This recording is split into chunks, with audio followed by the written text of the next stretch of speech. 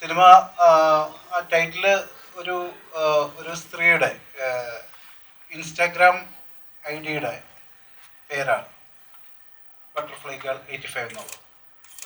Cinema പറയുന്നതും അതുകൊണ്ട് തന്നെ സോഷ്യൽ മീഡിയ ഒരു വ്യക്തിയിലുണ്ടാക്കുന്ന ഇൻഫ്ലുവൻസും അവരുടെ ഒരു പ്യൂപ്പയിൽ നിന്നുള്ള ഒരു ബട്ടർഫ്ലൈയിലേക്കുള്ള ഒരു ട്രാൻസ്ഫോർമേഷനുമാണ്. സോഷ്യൽ മീഡിയ ഇന്നത്തെ കാലഘട്ടത്തിൽ നമ്മളെല്ലാവരും ജീവിക്കുന്നത് സോഷ്യൽ മീഡിയ ഐഡൻറ്റിറ്റിയിലാണ്. അപ്പോൾ സോഷ്യൽ മീഡിയ ഐഡൻറ്റിറ്റിയിൽ നിന്നും യഥാർത്ഥ ഐഡൻറ്റിറ്റിയിലേക്കുള്ള ഒരു യാത്ര അതെങ്ങനെയാണ് സിനിമയിൽ കൂടെ പറയുന്നത് എന്നൊരു സമീപനമാണ് ഈ സിനിമയിൽ ഞാൻ സ്വീകരിച്ചിരിക്കുന്നത്. ഇത് നമ്മുടെ പിയറോ പറയുകയുണ്ടായി 48 അവാർഡുകളും സിനിമയ്ക്ക് കിട്ടിയെന്ന്. പക്ഷേ ഇതൊരു സോക്കോൾഡ് ആർട്ട് ഹൗസ് സിനിമ മാത്രമല്ല, ഇതൊരു കൊമേഴ്ഷ്യൽ സിനിമയാണ്. ഇതിൻ്റെ ഒരു ഐഡിയ അല്ലെങ്കിൽ ഈ സിനിമ പറയുന്ന വിഷയം ഒരു ഗ്ലോബൽ ഓഡിയൻസിന് കണക്റ്റ് ആയതുകൊണ്ടാണ് ഈ സിനിമയ്ക്ക് 48 അവാർഡുകളും നമുക്ക് ലഭിച്ചത്. ഇത് സോങ്ങുകളുള്ള 3 പാട്ടുകളുണ്ട്. 3 പാട്ടുകളുള്ള ശക്തമായ ഒരു പ്രമേയം സംസാരിക്കുന്ന എന്നാൽ ഒരു കൊമേഴ്ഷ്യൽ രീതിയിൽ തന്നെ പ്രസൻറ്റ് ചെയ്യപ്പെട്ടിരിക്കുന്ന ഒരു സിനിമയാണ്. ഇത് തിയേറ്ററിൽ പോയി തന്നെ ഈ സിനിമ കാണണം. മാർച്ച് 6 ഇറങ്ങിയാണ്. ഇതിലെ പ്രൊട്ടഗോണിസ്റ്റ് അല്ലെങ്കിൽ ലീഡ് ക്യാരക്ടറാണ് ഞാൻ ചെയ്തിട്ടുള്ളത്. കൂടാതെ ഇതിൻ്റെ പ്രൊഡ്യൂസർ കൂടിയാണ്. അപ്പം എനിക്ക് ഈ സിനിമയുടെ തുടക്കം തൊട്ട് ഞാൻ ഇതിൻ്റെ കൂടെ ഉള്ളത് കൊണ്ട് തന്നെ ഈ ക്യാരക്ടറും എൻ്റെ കൂടെ തന്നെ വളരെയായിരുന്നു. അതുകൊണ്ട് അതിന് വേണ്ടിയിട്ട് ആ ക്യാരക്ടറിലേക്ക് എത്താൻ അത്ര അധികം സമയം എടുത്തിട്ടുണ്ടായിരുന്നില്ല. പക്ഷേ ഈ ക്യാരക്ടർ ഒരു ഇൻറ്റീരിയർ ഡിസൈനറാണ്. അപ്പം അതിനു വേണ്ടി എനിക്ക് കുറച്ച് വർക്ക് ചെയ്യേണ്ടി വന്നിട്ടുണ്ട്. ഇപ്പം കുറച്ച് അവാർഡ്സിലൊക്കെ പോയി, നമുക്ക് ഇത്തിരി അവാർഡുകളൊക്കെ കിട്ടി. പക്ഷേ ഈ പറഞ്ഞ പോലെ ഇതൊരു പക്ക ആർട്ട് മൂവി അല്ല, കൊമേഴ്സ്യൽ മൂവി തന്നെയാണ്. എല്ലാവരും തിയേറ്ററിൽ തന്നെ വന്ന് കാണണം. അത്യാവശ്യം നല്ല രീതിയിൽ തന്നെ നിങ്ങളെ എൻ്റർടൈൻ ചെയ്യിപ്പിക്കാനുള്ള എല്ലാ ചേരുവകളുള്ള ഒരു സിനിമ തന്നെയാണ്. നമസ്കാരം. മാർച്ച് 6 ബട്ടർഫ്ലൈ ഗേൾസ് 85 എന്ന ചിത്രം റിലീസാകുമ്പോൾ എൻ്റെ ഒരു മാസത്തിനിടയ്ക്ക് എൻ്റേതായിട്ടുള്ള 4ാമത്തെ ചിത്രമാണ് റിലീസാകുന്നത്. കഴിഞ്ഞ ഒരു മാസത്തിനിടയ്ക്കായിട്ട് പ്രകമ്പനം, ആശകളായിരം, മസ്തിഷ്ക മരണം, ഇനിയിപ്പോൾ അടുത്ത ആഴ്ച ബട്ടർഫ്ലൈ ഗേൾസ്, എല്ലാം നല്ല രീതിയിൽ വിജയമായിരിക്കും എന്ന് വിചാരിക്കുന്നു. മറ്റ് ചിത്രങ്ങളൊക്കെ വളരെ നല്ല രീതിയിൽ പോകുന്നുണ്ട്. ഇതൊരു ചെറിയ ചിത്രമാണ്. എല്ലാവരെയും സപ്പോർട്ട് ആവശ്യമുള്ള ഒരു ചിത്രമാണ്. ഞാനിതിലൊരു സ്ക്രാപ്പ് ഷോപ്പ് നടത്തുന്ന എൻ്റെ ഓണറായിട്ടാണ് ചെയ്തിരിക്കുന്നത്. ധന്യയുടെ ക്യാരക്ടർ അവതരിപ്പിക്കുന്ന ആ ലീഡ് ക്യാരക്ടറിനെ സപ്പോർട്ട് ചെയ്യുന്ന ഒരു ക്യാരക്ടറായിട്ട്. ഇവിടെ butterfly girl _85 movie, Prashanth Murali director. എനിക്കറിയുന്ന കുറച്ച് ആൾക്കാർ നല്ലൊരു പടം എടുക്കുക, അവരുടെ പടത്തിലൊരു ഭാഗമാവുക, പിന്നെ നമ്മുടെ എല്ലാവരുടെയും ഒരു പടമാവുക, അതിൽ നല്ല റോള് ചെയ്യാൻ പറ്റുക എന്നതിൽ ഭയങ്കര സന്തോഷമുണ്ട്. സാറ് ഓഡിഷൻ നടത്തിയിട്ടാണ് കാസ്റ്റ് ചെയ്തേക്കുന്നത്. എല്ലാവരെയും കാസ്റ്റിംഗ് സാറിനെ മാത്രം അല്ലേ അതെ, അത്രയും ആപ്റ്റായിട്ടാണ് കാസ്റ്റ് ചെയ്തേക്കുന്നത്. ഈ പടത്തിൽ ചെയ്യാൻ പറ്റിയതിൽ ഭയങ്കര സന്തോഷം. എല്ലാവരും സിനിമ കാണുക എന്നാണ് എനിക്ക് പറയാനുള്ളത്. നമ്മൾ സിനിമ കണ്ടിട്ടാണ് നമ്മൾ അഭിപ്രായം പറയേണ്ടത്. എല്ലാവരും സിനിമ കാണുക, എല്ലാവരും തിയേറ്ററിലേക്ക് വരിക. Thank you. നമസ്കാരം, എൻ്റെ പേര് അൻവർ സാദിഖ്. ഞാൻ ബട്ടർഫ്ലൈ ഗേൾ 85 എന്ന മൂവിയിൽ നായികയുടെ കൂടെ ഒരു ത്രൂ ഔട്ട് ക്യാരക്ടർ, ഒരു ബെസ്റ്റ് ഫ്രണ്ട് ആയിട്ടുള്ളൊരു ക്യാരക്ടറാണ് ചെയ്തിട്ടുള്ളത്. എന്തായാലും മാർച്ച് 6 പടം തിയേറ്ററിൽ റിലീസാണ്. എല്ലാവരും സിനിമ കാണണം, അഭിപ്രായങ്ങൾ ഞങ്ങളെ അറിയിക്കണം. Thank you. ഹലോ, എൻ്റെ പേര് Ishika Krishna. March 6 butterfly girl 85 ഇറങ്ങും. അപ്പം എന്തായാലും ഉറപ്പായിട്ട് തിയേറ്ററിൽ പോയി കാണണം. ഈ ഒരു സബ്ജക്റ്റ് തിരഞ്ഞെടുക്കാൻ കാരണം എന്താണ്? കഴിഞ്ഞ മുമ്പത്തെ 8 സിനിമകൾ പോലെയല്ല, കൂടുതൽ പുതുമുഖങ്ങൾ. ഇങ്ങനത്തെ ഒരു സബ്ജക്റ്റിലേക്ക് എങ്ങനെ ലാൻഡ് ചെയ്തു? ആസ് എ ഫിലിം മേക്കർ നമ്മളെപ്പോഴും ഇവോൾവ് ചെയ്തുകൊണ്ടിരിക്കുകയാണെന്നാണ് എൻ്റെ ഒരു വിശ്വാസം. നമ്മുടെ ലേണിങ്ങിൻ്റെ ഭാഗമായിട്ട് നമ്മൾ പുതിയതെന്ത്, അടുത്ത സിനിമ എന്ത് എന്നെപ്പോഴും ആലോചിച്ചുകൊണ്ടിരിക്കും. എൻ്റെ ആദ്യ സിനിമയായ പൈസ ആയാലും രണ്ടാമത്തെ സിനിമയായ ലാൽബാഗ് ആയാലും അത് ത്രില്ലർ സ്വഭാവത്തിലുള്ള സിനിമകളാണ്. അപ്പോൾ അതിനുശേഷം ചെയ്യുന്ന ഒരു സിനിമ എൻറ്റയർലി ഡിഫറെൻ്റ് ആയിട്ടുള്ള ഒരു ജോണർ ആയിരിക്കണം എന്നായിരുന്നു എൻ്റെ ഒരു ആഗ്രഹം. അങ്ങനെ സാഹചര്യം ഒത്തു വന്നപ്പോൾ ഈ ഒരു സബ്ജക്റ്റിൻ്റെ മനസ്സിൽ കുറച്ചു കാലമായിട്ട് ഉണ്ടായിരുന്നു. നമുക്ക് എന്തെങ്കിലും സംസാരിക്കാൻ, സൊസൈറ്റിയോട് സംസാരിക്കാനുള്ളപ്പോഴാണ് സിനിമ സംഭവിക്കേണ്ടതെന്ന് വിശ്വസിക്കുന്നത്.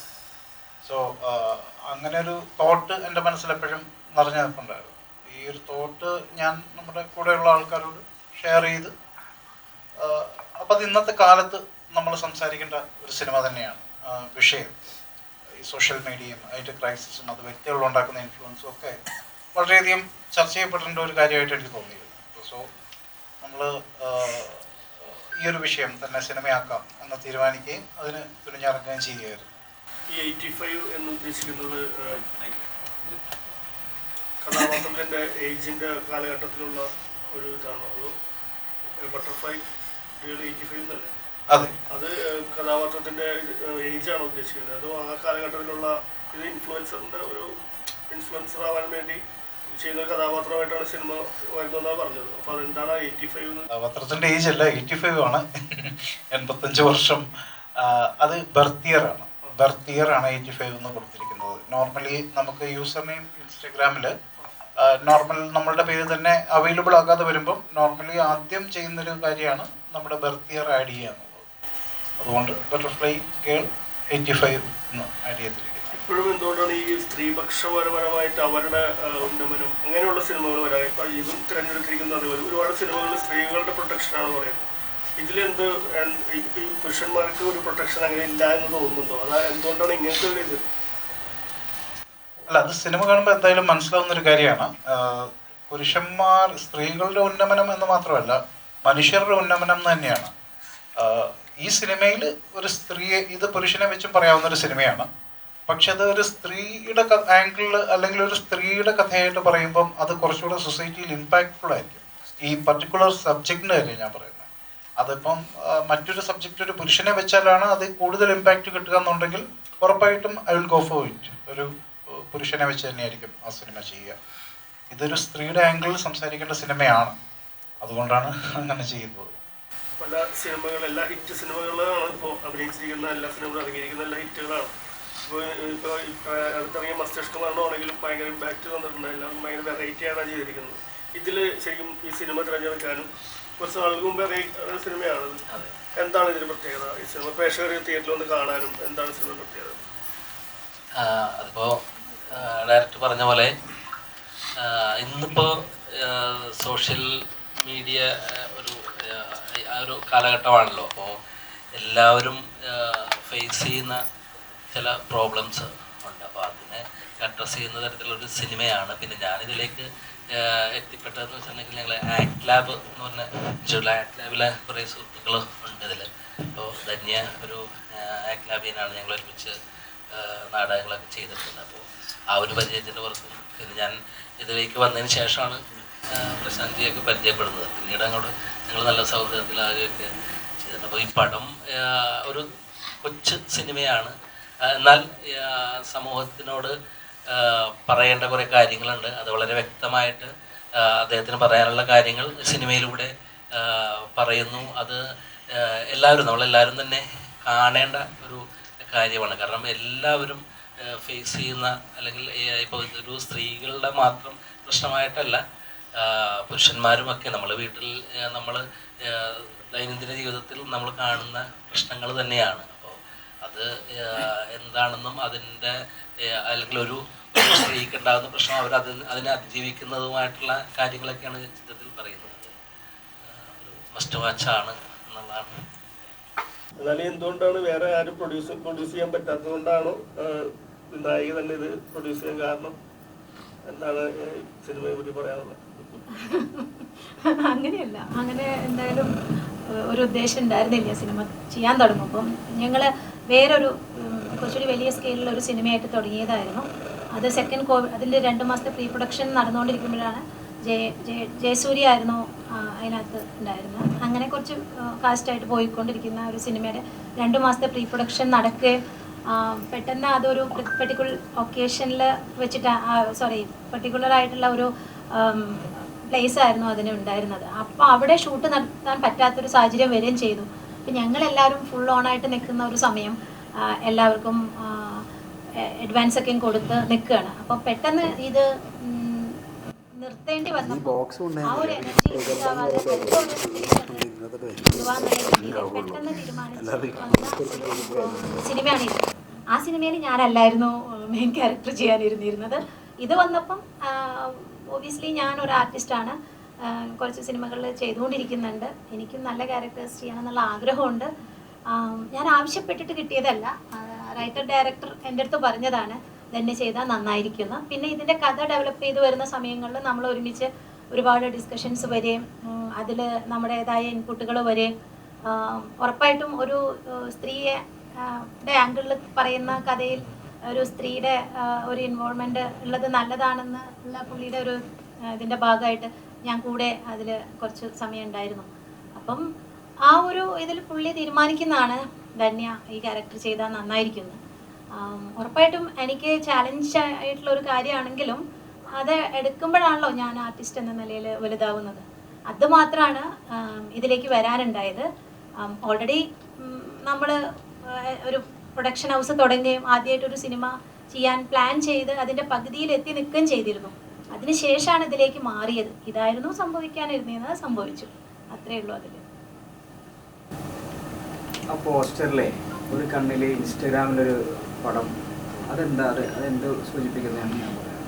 അത് എന്നേക്കാൾ ആധികാരികമായി സംസാരിക്കുക. ഞാൻ മെസ്സേജ് വല്ലതാണോ അത്?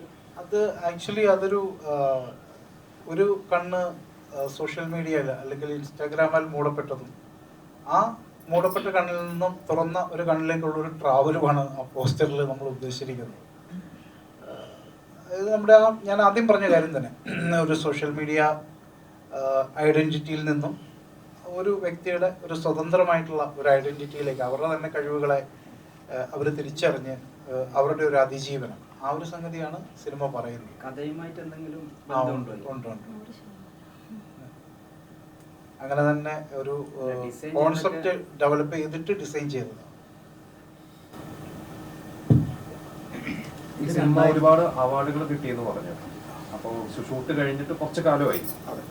ഈ അവാർഡ് കിട്ടിയാൽ അവാർഡ് സിനിമ എന്നൊരു പേര് വരും. അങ്ങനെ ഒരു പേര് വന്നുകൊണ്ടാണോ ഇതിന്റെ റിലീസ് വൈകി പോയത്?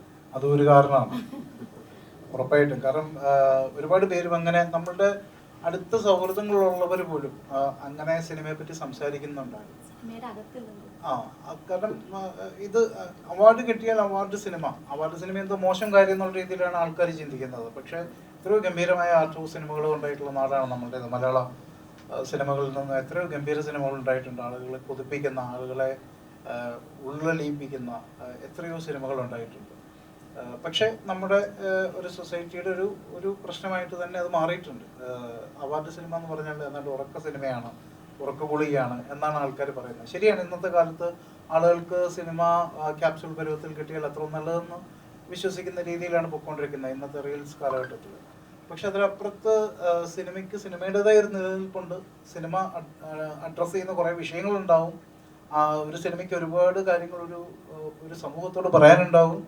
ഇങ്ങനെയുള്ള കാര്യങ്ങളൊക്കെ ഉണ്ട്. അപ്പം നമ്മുടെ സിനിമ ഒരു കൊമേഴ്ഷ്യൽ ആയിട്ടുള്ള ഒരു സിനിമ തന്നെയാണ്. ഒരു കൊമേഴ്ഷ്യൽ സിനിമയിൽ കൂടെ നമുക്ക് എങ്ങനെ ഒരു ആർട്ട് അല്ലെങ്കിൽ ഒരു മെസ്സേജ് കമ്മ്യൂണിക്കേറ്റ് ചെയ്യാം എന്നാണ് നമ്മൾ ഈ സിനിമയിൽ സ്വീകരിച്ചിട്ടുള്ളത്. ഇത് 2023 ഷൂട്ട് കഴിഞ്ഞെന്ന് പറഞ്ഞത്. അതെ, അതിനുശേഷമല്ലേ പ്രിൻസ് ആൻഡ് ഫാമിലി വന്നത്. അപ്പോൾ സ്റ്റോറി ലൈനായിട്ട് എന്തെങ്കിലും ഇതുണ്ടോ? അത് എൻറ്റയർലി ഡിഫറെൻറ്റ് സിനിമകളാണ്. രണ്ട് ട്രെൻഡിന് വേണ്ടി ജീവിക്കുക എന്നുള്ളൊരു സംസ്കാരം ഇപ്പം നമുക്കിടയിൽ വളർന്നു വരുന്നുണ്ട്. അത്തരം ഒരു സംസ്കാരത്തിന് നേരെയുള്ള ഒരു വിരൽച്ചൂടലായിരിക്കുമോ ഈ സിനിമ? ഇല്ല, ട്രെൻഡിനൊപ്പം സഞ്ചരിക്കുക എന്നാണോ? അതല്ല, വൈറലാകാൻ വേണ്ടി എന്തും ചെയ്യുന്ന കാലഘട്ടമാണല്ലോ. അപ്പൊ ട്രെൻഡിന് ഒപ്പം ജീവിക്കുക അല്ലെങ്കിൽ ട്രെൻഡിന് വേണ്ടി ജീവിക്കുന്ന ഒരു സംസ്കാരം നമുക്കിടയിൽ വളർന്നു വരുന്നുണ്ട്, വൈറലാകാൻ വേണ്ടിയിട്ട്. അത്തരം ഒരു സംസ്കാരത്തിന് നേരെയുള്ള ഒരു വിരൽ ചൂണ്ടലായിരിക്കുമോ ഈ സിനിമ? വിരൽ ചൂണ്ടൽ എന്നുള്ളതിലുപരി നമ്മൾ ഈ സിനിമ കണ്ടുകൊണ്ടിരിക്കുമ്പോൾ നമുക്ക് തോന്നാം, ഇതിൽ പല വ്യക്തികൾക്ക് തോന്നാം, ഇതിലെവിടെയോ ഞാനുണ്ടല്ലോ, ഈ ഒരു സിറ്റുവേഷനിൽ കൂടെ ഞാൻ പോയിട്ടുണ്ടല്ലോ, എപ്പോഴൊക്കെയോ ഞാൻ അനുഭവിച്ചിട്ടുണ്ടല്ലോ.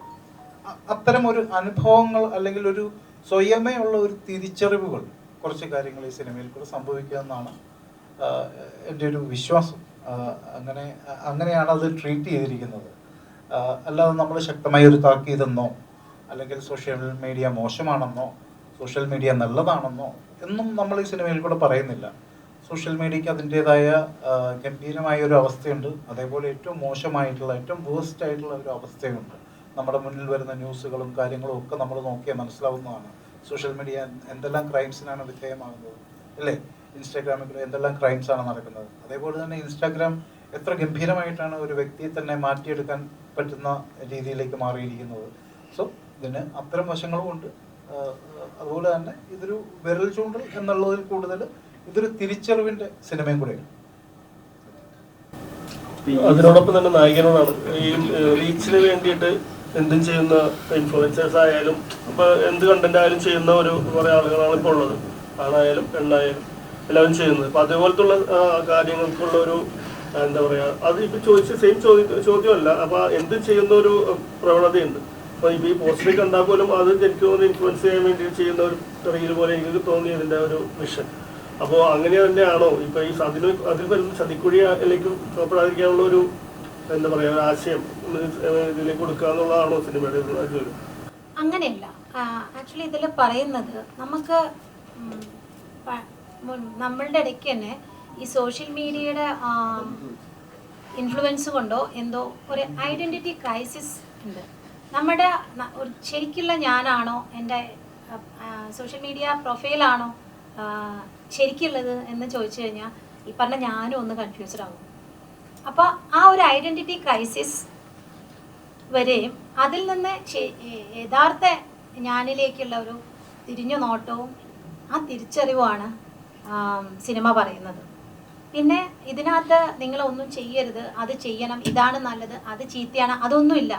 നമ്മൾ സ്വയമേ തന്നെ നമ്മളെ തന്നെ മാറ്റിയെടുത്താലേ നമ്മളുടെ ഉള്ളിൽ തിരിച്ചറിവ് വന്നാൽ മാത്രമേ നമ്മൾ ഏത് ക്രൈസിസിൽ നിന്നും ഓവർകം ചെയ്ത് നമുക്ക് വരാൻ പറ്റുള്ളൂ. അതിന് അൾട്ടിമേറ്റ്ലി തീരുമാനം എടുക്കേണ്ടതും ചിന്തിക്കേണ്ടതും സ്റ്റെപ്പ് വയ്ക്കേണ്ടതും നമ്മൾ തന്നെയാണ്. ആ ഒരു തിരിച്ചറിവ് മനുഷ്യർക്ക് എല്ലാവർക്കും പല ഘട്ടങ്ങളിൽ പലതരത്തിലുള്ള പ്രശ്നങ്ങൾ അഭിമുഖീകരിക്കേണ്ടി വരും. പക്ഷെ അതൊന്നും ഒന്നിൻ്റെ അവസാനമല്ല. അതിനെ നമ്മൾ തന്നെ തീരുമാനിച്ച് അടുത്തൊരു സ്റ്റെപ്പിലേക്ക് പോവണം. അത് പോവാൻ എവിടെയെങ്കിലും ഒരു ബ്ലോക്കായി നിൽക്കുന്നവർക്ക് പോലും ഞാനും ഒന്ന് മാറി ചിന്തിക്കണമല്ലോ എന്ന് സിനിമ കണ്ടിറങ്ങുമ്പം തോന്നാൻ ചിന്തിപ്പിക്കാനൊരു സാധ്യതയുണ്ട്. അല്ലാതെ നിങ്ങൾ ഈ വഴി പോവൂ, ഇതാണ് ശരി, ഇതാണ് തെറ്റ്, അതൊക്കെ ആപേക്ഷികമായ ഒരു കാര്യമല്ലേ. അങ്ങനെയില്ല എന്നാണ് ഞാൻ പ്രേക്ഷക എനിക്ക് മനസ്സിലായിട്ടുള്ളത്. പ്രശാന്ത് സാറിനോടാണ് ചോദ്യം. സോഷ്യൽ മീഡിയ ലൈഫും റിയൽ ലൈഫും തമ്മിലുള്ള ഒരു അന്തരമാണല്ലോ നമ്മൾ ഇതിനകത്ത് സംസാരിക്കുന്നത്. അപ്പം വ്യക്തിപരമായിട്ട് സാർ ഇപ്പം ഓൺലൈനായിട്ട് ഒരുപാട് ക്ലാസ്സുകൾ ഒരുപാട് വീഡിയോസ് അപ്ലോഡ് ചെയ്യുന്ന ഒരാളാണ്. സോഷ്യൽ മീഡിയയിൽ ആക്റ്റീവായിട്ട് നിൽക്കുന്ന ആളാണ്.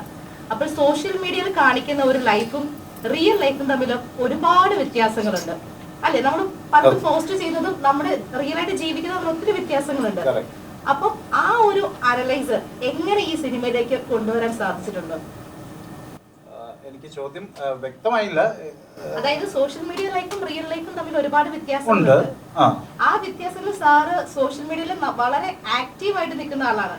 അപ്പൊ വ്യക്തിപരമായിട്ട് നമുക്കൊക്കെ അറിയാം എന്റെ റിയൽ ലൈഫ് ഇതാണ്, ഞാൻ സോഷ്യൽ മീഡിയയിൽ ജീവിക്കുന്നത് ഇങ്ങനെയാണ്. ഉറപ്പായിട്ടും ഞാൻ വേറെ ആളാണ്, അക്കാര്യത്തിലൊരു സംശയമില്ല. പക്ഷെ ഞാൻ ആ വീഡിയോസ് ചെയ്യുന്നതിന്റെ ഉദ്ദേശം എന്ന് പറഞ്ഞാല് ആളുകൾക്ക് ഒരു മെന്ററിങ് കൊടുക്കുക എന്നുള്ളതാണ്. കാരണം അബദ്ധം അപ്പൊ ആ രണ്ട് അന്തരം മനസ്സിലാക്കിക്കൊണ്ട് സാർ തന്നെയാണല്ലോ ഇതിന്റെ റൈറ്റർ.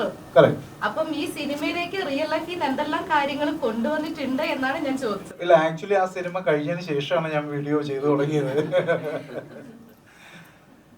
പക്ഷെ എനിക്ക് പറയാനുള്ളത്, അതിനു മുമ്പ് ഞാൻ സോഷ്യൽ മീഡിയയിൽ ആക്റ്റീവ് ഒക്കെ ആയിരുന്നു. പക്ഷേ ഈ സോഷ്യൽ മീഡിയയിൽ ആക്റ്റീവ് ആകുമ്പോഴും നമുക്കറിയാം നമ്മൾ പോസ്റ്റ് ചെയ്യുന്ന പല സംഗതികളിൽ നിന്നും വിഭിന്നനാണ് ഞാൻ. ഇപ്പോൾ സോഷ്യൽ മീഡിയയിലും എൻ്റെ പ്രൊഫൈൽ പിക്ചർ ഏറ്റവും നല്ലൊരു പ്രൊഫൈൽ പിക്ചർ ഞാൻ ഇടുന്നു, ഏറ്റവും നല്ലൊരു കവർ ഫോട്ടോ ഇടുന്നു, എൻ്റെ അപ്ഡേറ്റിൽ ഏറ്റവും ബെസ്റ്റ് ആയിട്ടുള്ള ഔട്ട്പുട്ട് ഞാൻ കൊടുക്കുന്നു. ഇപ്പം നിങ്ങൾ കാണുന്ന എനിക്കൊരു വയറുണ്ട്. ഈ വയറ് ചിലപ്പം എൻ്റെ പോസ്റ്റുകളിൽ ചിലപ്പോൾ ഉണ്ടാവില്ല, ഞാനത് ക്രോപ്പ് ചെയ്തിട്ടായിരിക്കും ഇടുന്നത്. എന്തുകൊണ്ട്? എന്നെ ഏറ്റവും നന്നാക്കി എനിക്ക് കാണിക്കാനാണ് ഇഷ്ടം. അപ്പോൾ യഥാർത്ഥത്തിലുള്ള ഞാൻ ഇതാണ്, സോഷ്യൽ മീഡിയയിൽ ഞാൻ അതാണ്. ആ വ്യത്യാസം എന്തായാലും അവിടെ ഉണ്ട്, അതെല്ലാ മനുഷ്യരിലും ഉണ്ട്. ഈ സോഷ്യൽ മീഡിയ ഈ സബ്ജക്റ്റ് എടുത്തുകൊണ്ട് ചോദിക്കുക. ഇപ്പോൾ കഴിഞ്ഞ ഒരു മാസം സ്ഥലം അറിയാം, കണ്ണൂർ ഒരു സംഭവം നടന്നു. രണ്ടുപേരുടെയും പേര് പറയണില്ല, ആരാണെന്നുള്ളത് നിങ്ങൾക്ക് എല്ലാവർക്കും മനസ്സിലായിട്ടുണ്ടോ? അപ്പോൾ മരിച്ചൊരു വ്യക്തി, പുള്ളി ഇതേപോലെ ഒരു അറ്റാക്ക് വന്നിട്ട് അതിന് ഇതാകാതെ മരിച്ചതാണ്. പക്ഷെ അതിനുശേഷം വന്ന അറ്റാക്ക് ആ ഇൻഫ്ലുവൻസറോടായിരുന്നു. അതിനെക്കുറിച്ച് എന്താ പറയാനുള്ളത്? ഇല്ല, അത് നമുക്ക് കാര്യങ്ങളുടെ നിജസ്ഥിതി ഇപ്പോഴും വ്യക്തമാകാത്ത സ്ഥിതിക്ക് നമ്മൾ അതിനെപ്പറ്റി ഒരു അഭിപ്രായം പറയുന്നത് ശരിയല്ലല്ലോ.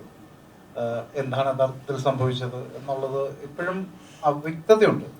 എനിക്ക് തന്നെ പലതവണ അങ്ങോട്ടും ഇങ്ങോട്ടും സ്വിച്ച് ചെയ്ത് പോയിട്ടുണ്ട്. ഇത് ശരിയാണോ, അല്ല ഇത് ശരിയാണല്ലോ എന്ന് പറഞ്ഞിട്ട് ഈ കൺഫ്യൂഷൻ എന്നെ പോലെ നിങ്ങൾക്കും ഉണ്ടാവും. അപ്പം ഞാൻ അതിനൊരു വ്യക്തിപരമായിട്ടുള്ളൊരു അഭിപ്രായം, പ്രത്യേകിച്ച് എൻ്റെ സിനിമയുടെ ഈ ഒരു സമയത്ത് പറയുന്നത് ശരിയല്ലല്ലോ. ഇത് നമ്മുടെ ഷിൻസ് കുറച്ച് മുമ്പ് ഒരു ഇന്റർവ്യൂവിൽ പറഞ്ഞ പോലെ നിങ്ങൾ എയറിൽ കയറാൻ പോവുകയാണ് എന്നോട് പറഞ്ഞു. ഞാൻ ഒരു കാര്യം പറഞ്ഞു തുടങ്ങിയപ്പോൾ അപ്പം തന്നെ എനിക്ക് ഇത് അപകടമാണല്ലോ എന്ന് പറഞ്ഞിട്ട് നിർത്തി. 2012 ആദ്യത്തെ സിനിമ ചെയ്തത് പൈസ. 2013 റിലീസ്. അത് കഴിഞ്ഞ് കുറെ വർഷം കഴിഞ്ഞിട്ടാണ് ലാൽബാഗ് സംഭവം. അതെ. ഇപ്പൊ ബട്ടർഫ്ലൈ ഒരു ഏകദേശം ഒരു 14 കൊല്ലമായി. അതെ. അതിനിടയ്ക്ക് 3 സിനിമ ചെയ്തിട്ടുള്ളൂ. അതെ. എന്തുകൊണ്ടാണ് ഈ ഗ്യാപ്പ് വരുന്നത്? ഞാൻ ചോദിച്ച ഓരോ പ്രൊജക്ട് ചെയ്യാൻ ഇറങ്ങി പുറപ്പെട്ട് നടക്കാതെ വരുന്ന പ്രശ്നങ്ങളാണോ? പലതും ഉണ്ട്. പക്ഷെ ബേസിക്കലി ഞാനൊരു ആഡ് ഫിലിം മേക്കറാണ്. അഡ്വർടൈസ്മെന്റ് ഫിലിംസ് ഡയറക്റ്റ് ചെയ്യുന്ന ആളാണ്. 200-ൽ കൂടുതൽ പരസ്യങ്ങൾ നാഷണലി, നമ്മുടെ ഡൊമസ്റ്റിക് ആയിട്ടും ആഡ് ഫിലിംസ് ചെയ്യുന്ന ഒരു ആഡ് ഫിലിം മേക്കറാണ് കൊച്ചിയിലെ. അപ്പം ഇത് ഞാനിങ്ങനെ കണ്ടിന്യൂസ് ആയിട്ട് ചെയ്തു പോകുന്നതിൻ്റെ ഒരു കാര്യമുണ്ട്. കാരണം നമ്മൾ ഇതിൽ നിന്ന് മാറി നിൽക്കുന്നാൽ എൻറ്റയർലി ഡിഫറെൻ്റ് ഒരു ഇൻഡസ്ട്രിയാണ് അഡ്വർടൈസിങ് ഇൻഡസ്ട്രി എന്ന് പറഞ്ഞാൽ. നമ്മൾ കൃത്യമായ ഒരു കോർപ്പറേറ്റ് സ്റ്റൈൽ ഓഫ് ഒരു അപ്രോച്ച് അവിടെ ആവശ്യമാണ്. കംപ്ലീറ്റ് ആയിട്ട് നമ്മൾ അതിൽ നിന്ന് മാറി നിന്നാൽ ആ ഇൻഡസ്ട്രിയിൽ നമ്മൾ വാഷ് ഔട്ടാണ്. അപ്പോൾ സോ നമുക്കത് ഫോളോ അപ്സ് ഉണ്ട്, അഡ്വർടൈസിങ് ഏജൻസി മീറ്റപ്സ് ഉണ്ട്, ക്ലയൻറ്റ് മീറ്റിംഗ് ഉണ്ട്. അപ്പോൾ അതിനൊരു ഫോർമാറ്റ് ഉണ്ട്. അതുപോലെ തന്നെ പ്രസൻറ്റേഷൻ കാര്യങ്ങൾ ഇതെങ്ങനെ പോകും. അപ്പോൾ അതൊരു ഒരു ഘടകമായിരുന്നു. പിന്നെ ചെയ്യുന്ന സിനിമ എന്താണോ നമുക്ക് അത് ചെറുതോ വലുതോ എന്നുള്ളതല്ല, ആ പറയുന്നതിൽ എന്തെങ്കിലും ഒരു കാര്യം ഉണ്ടാവണം എന്ന് എനിക്കെപ്പോഴും ആഗ്രഹമുണ്ടായിരുന്നു. പിന്നെ ചില സമയങ്ങളിൽ സംഭവിച്ചിട്ടുള്ളത് ഇത്രയും ദൈർഘ്യം ഓരോ സിനിമയ്ക്കും ഇടയ്ക്ക് ഇത്രയും ഇൻ്റർവെൽസ് വന്നതിൻ്റെ ഒരു റീസൺ എന്ന് പറഞ്ഞാൽ നമ്മൾ സിനിമയല്ലേ, സിനിമ അത് നമുക്ക് പറയാൻ പറ്റില്ല എപ്പോഴൊക്കെയാണ് സംഭവിക്കുക, എങ്ങനെയൊക്കെയാണ് സംഭവിക്കുക എന്നൊന്നും പറയാൻ പറ്റില്ല. ഇപ്പം നമ്മളുടെ വിരൽത്തുമ്പിൽ എത്തിയ പ്രൊജക്റ്റുകൾ പോലും ആ ലാസ്റ്റ് മൊമെൻറ്റിൽ നമുക്ക് മിസ്സായിട്ടുണ്ട്. സോ ഞാനൊരു വീഡിയോയിൽ തന്നെ പറഞ്ഞ പോലെ എഴുതപ്പെടാതെ കിടക്കുന്ന ഒരു കൂട്ടം തിരക്കഥകളുണ്ടാവും. അപ്പോൾ അത് എനിക്ക് മാത്രമല്ല എല്ലാ ഫിലിം മേക്കേഴ്സിൻ്റെയും കൈവശം ഉണ്ടാവും. അപ്പോൾ അത് ഓരോ കാലഘട്ടങ്ങളിൽ ഓരോ സമയങ്ങളിലായിട്ട് സംഭവിച്ചു പോകുന്നു എന്ന് മാത്രമേ ഉള്ളൂ. അതിൻ്റെ ഇൻ്റർവെൽസ് അങ്ങനെ ചിലർക്ക് വളരെ ഷോർട്ട് സ്പാനിൽ തന്നെ അത് ചെയ്തെടുക്കാൻ പറ്റും. ചിലരെ സംബന്ധിച്ച് അതിന് ഒരു ടൈം എടുക്കും. സോഷ്യൽ മീഡിയ ആണല്ലോ നമ്മുടെ സിനിമയുടെ പശ്ചാത്തലം എന്ന് പറയുന്നത്. രണ്ട് പെൺമക്കളുടെ പിതാവാണ് ഷിൻസിയേട്ടൻ. അപ്പം ആ മക്കളോട് സോഷ്യൽ മീഡിയ ഉപയോഗത്തിനെ കുറിച്ച് കൊടുത്തിട്ടുള്ള 2-3 ഉപദേശങ്ങളൊന്ന് പറയാമോ? അല്ല, സത്യസന്ധമായിട്ട് പറയുകയാണെങ്കിൽ ഞാൻ എൻ്റെ മക്കളോട് അങ്ങനെ ഉപദേശങ്ങളൊന്നും കൊടുത്തിട്ടില്ല. 2 പെൺമക്കളുടെ അച്ഛനെന്ന നിലയിൽ വളരെയധികം അഭിമാനിക്കുന്ന ഒരാളാണ് ഞാൻ. അവരെ ഫ്രീ ആയിട്ട്, അതായത് അവർക്ക് ഇഷ്ടമുള്ള പോലെ ജീവിക്കാനുള്ള സ്വാതന്ത്ര്യം ഞാൻ അവരോട് അങ്ങനെ തന്നെയാണ് പറഞ്ഞിരിക്കുന്നത്. 2 പേരും നവോദയയിൽ പഠിക്കുകയാണ്. അപ്പോൾ അവർക്ക് ആ തരത്തിലുള്ള എല്ലാ സ്വാതന്ത്ര്യവും അങ്ങനെയുള്ളൊരു അച്ഛനായിട്ടാണ് ഞാൻ മുന്നോട്ട് പോകുന്നത്. അത് ചെയ്യരുത് അങ്ങനെയുള്ള കാര്യങ്ങളൊന്നും ഇല്ല. ഇതുവരെ അങ്ങനെ ഒന്നും ഞാൻ അവരോട് പറഞ്ഞിട്ടില്ല. ഇപ്പൊ സോഷ്യൽ മീഡിയയിൽ നടക്കുന്ന കാര്യങ്ങളൊക്കെ നമുക്ക് അറിയാം, സൈബർ അറ്റാക്കുകൾ കാര്യങ്ങളൊക്കെ. ഇതൊക്കെ കാണുമ്പോൾ ഉള്ളിൻ്റെ ഉള്ളിൽ നമുക്ക് പെൺമക്കളുള്ള എല്ലാ അച്ഛന്മാർക്കും ഉള്ളിൻ്റെ ഉള്ളിൽ ഒരു പേടി, ഒരു ഭയം ഉറപ്പായിട്ടും ഉണ്ടായിരിക്കും. അത്തരം സാഹചര്യത്തിൽ അവരോട് എന്തെങ്കിലും ഒന്ന് കരുതണം, അല്ലെങ്കിൽ പോസ്റ്റ് ചെയ്യുമ്പോൾ സൂക്ഷിക്കണം, ഇത്തരം കാര്യങ്ങളൊക്കെ ഡിസ്കസ് ചെയ്തിട്ടുണ്ടോ? അല്ല, ഇപ്പം നിലവിൽ അവർ 2 പേർ, എനിക്ക് ഒരാൾക്ക് ഇൻസ്റ്റാഗ്രാം അക്കൗണ്ട് ഉണ്ട് തോന്നുന്നു. അവർ ബോർഡിംഗ് സ്കൂളിലായതുകൊണ്ട് അവർക്ക് മൊബൈൽ അധികം ആക്സസ് ഇല്ല. ഇവിടെ നാട്ടിൽ വരുമ്പോഴേ അവർക്ക് മൊബൈൽ കിട്ടുന്നുള്ളൂ. പിന്നെ ഞാൻ പറയുന്നത്, നമ്മൾ ലോകം ഇതാണല്ലോ, നമ്മൾ പറഞ്ഞു കൊടുത്ത് പഠിക്കേണ്ടത്. അവർക്ക് ഈ കാര്യങ്ങളൊക്കെ മനസ്സിലാകും. സാധാരണ എല്ലാ കാര്യങ്ങളും ഈ ലോകത്ത് ജീവിക്കുമ്പോൾ ഇതിനോടൊക്കെ പൊരുത്തപ്പെട്ട് അല്ലെങ്കിൽ ഇടിച്ചു നിൽക്കുക എന്നുള്ളൊരു സാധനം ഉണ്ടല്ലോ, അത് ഞാൻ പറയാതെ തന്നെ അവർക്ക് മനസ്സിലാകുമെന്നാണ് ഞാൻ വിശ്വസിക്കുന്നത്. പിന്നെ നമ്മൾ എല്ലാവരും ഓരോ ഇൻഡിവിജ്വൽസ് ആണല്ലോ. അപ്പോൾ ഞാൻ അങ്ങനെ തന്നെയാണ് കരുതുന്നത്. അപ്പോൾ അവർക്ക് അവരുടേതായ സ്വാതന്ത്ര്യമുണ്ട്. നമ്മൾക്ക് തെറ്റാണെന്ന് തോന്നുന്ന കാര്യങ്ങൾ അവർക്ക് തെറ്റായിക്കൊള്ളണമെന്നില്ല. ഞാനത് പറയാൻ കാരണം കഴിഞ്ഞ ഇടയ്ക്കൊരു ഫങ്ഷന് എൻ്റെ മൂത്ത മോള് ഇട്ട ഡ്രസ്സ് ചുരിദാർ ഇട്ടപ്പോൾ ഇവിടെ കൈ, ഞാൻ അത് തയ്ക്കുന്ന സമയത്ത് ഞാൻ പറഞ്ഞു കൈ വെക്കണം. അപ്പോൾ അത് വേണ്ട, കൈ ഇല്ലാത്തതായിരുന്നു നല്ലതെന്ന് അവൾ പറയണ്ട. അപ്പം ഞാൻ എൻ്റെ ഒരു തോട്ട്, ഞാൻ അങ്ങനെ കൈ ഇല്ലാതെയൊക്കെ ഒന്ന് അത് ബുദ്ധിമുട്ടല്ലേ എന്ന് പറയുമ്പോൾ അച്ഛാ എന്താണിത്. അപ്പോൾ അവർക്ക് അതിനെക്കുറിച്ച് ധാരണയുണ്ട്. എനിക്കത് മനസ്സിലായി. നമ്മൾ അങ്ങനെ അത് തെറ്റാണ് എന്നൊക്കെ പറയാം, അത് നമ്മുടെ കാഴ്ചപ്പാടാണല്ലോ. അവരുടെ കാഴ്ചപ്പാട് വേറെ ആയിരിക്കും. നമ്മളുടെ കാഴ്ചപ്പാട് അവരിലേക്ക് അടിച്ചേൽപ്പിക്കുക എന്ന് പറയുന്നത് ആ ഒരു വ്യക്തി സ്വാതന്ത്ര്യത്തിൽ ഞാൻ ഇടപെടുന്നത് പോലെയാണ്. അപ്പോൾ അങ്ങനെയുള്ള ഒരു അച്ഛനാകരുതെന്ന് എനിക്ക് വ്യക്തമായ ബോധ്യമുണ്ട്. അതുകൊണ്ട് എൻ്റെ മക്കളോട് ഞാൻ അങ്ങനെ അത് ചെയ്ത് ഞാൻ ഇതുവരെ പറഞ്ഞിട്ടില്ല. എക്സാക്ട് ഇതിലെ കഥാപാത്രം മിക്ക സിനിമകളിലാണെങ്കിലും എന്തെങ്കിലും വെറൈറ്റി സംഭവങ്ങളൊക്കെ ഇട്ടിട്ടാണ് പോകാറ്. ഇതിലെങ്ങനെയാണ് ഒരു സ്ക്രാപ്പ് കടയിൽ ഓണറാന്ന് പറഞ്ഞു, കോമഡി ആയിട്ടാണോ അതോ സീരിയസ് കഥാപാത്രം എന്തെങ്കിലും? അല്ല, ഇതിലങ്ങനെ കോമഡി ഒന്നുമല്ല. പിന്നെ ഞാൻ പറഞ്ഞല്ലോ, ഈ ഇങ്ങനെ ഒരു ക്യാരക്ടർ വന്നപ്പോൾ ധന്യ എന്നോട് പറഞ്ഞു ഇതിലൊരു ഒരു പരിപാടിയുണ്ട്. പിന്നെ ഞാൻ പ്രശാന്തിയായിട്ട് സംസാരിച്ചു. അപ്പോൾ ഈ സാധാരണ ഞാൻ ചെയ്യുന്ന പോലെയുള്ള ഇതിൽ നിന്നും വ്യത്യസ്തം, ഞാനിപ്പോൾ ഓരോ ചിത്രം ചെയ്യുമ്പോഴും കഴിഞ്ഞ പടം പോലെ ആയിരിക്കരുത് എന്ന് ഉള്ളൊരു ധാരണ എനിക്കുണ്ട്. ഞാൻ ചെയ്ത ഇതിനു മുന്നേയുള്ള കഥാപാത്രം പോലെ, ഞാൻ പോലീസ് വേഷങ്ങൾ ചെയ്യുമ്പോഴാണെങ്കിലും അതുപോലെ തന്നെ അടുത്തതിലും അങ്ങനെ വരരുത്, അല്ലെങ്കിൽ അച്ഛൻ ക്യാരക്ടർ ചെയ്യുമ്പോൾ അങ്ങനെ റിപ്പീറ്റായിട്ട് തോന്നരുതെന്ന് വിചാരിക്കുന്ന ഒരാളാണ്. അപ്പോൾ അതുകൊണ്ട് തന്നെ ഇതിൽ ഈ ക്യാരക്ടറിന് എൻ്റേതായ ഒരു ഞാൻ സാധാരണ ഞാൻ ചെയ്യുന്നതെല്ലാം അങ്ങനെ ഇപ്പോൾ എനിക്ക് ചെയ്യാൻ പറ്റുന്ന എൻ്റേതായിട്ടുള്ള ഇൻപുട്സൊക്കെ കൊടുക്കാം. അപ്പോൾ അതിനുള്ളൊരു സ്വാതന്ത്ര്യം ഡയറക്ടർ ആ സമയത്ത് തന്നിരുന്നു. അപ്പോൾ ഒരു വ്യത്യസ്തമായൊരു ക്യാരക്ടർ തന്നെയാണ്. പക്ഷെ എന്തായാലും കോമഡിയോ കാര്യങ്ങളൊന്നും അല്ല, ഒരു സീരിയസ് ആയിട്ടുള്ള ഒരു സ്ക്രാപ്പ്, അതെ, അതിൻ്റെ ഒരു ഓണറായിട്ട്. പിന്നെ അതുകൂടാതെ ഈ കുട്ടിയെ ഇങ്ങനെ എന്താ പറയുക, ഇത്തിരി ബുദ്ധിമുട്ട് അനുഭവിക്കുന്ന ഒരു കുട്ടിയെ നമ്മളെ കൊണ്ടാവുന്ന രീതിയിൽ സഹായിക്കാൻ പറ്റുന്നുണ്ടെങ്കിൽ സഹായിക്കാം.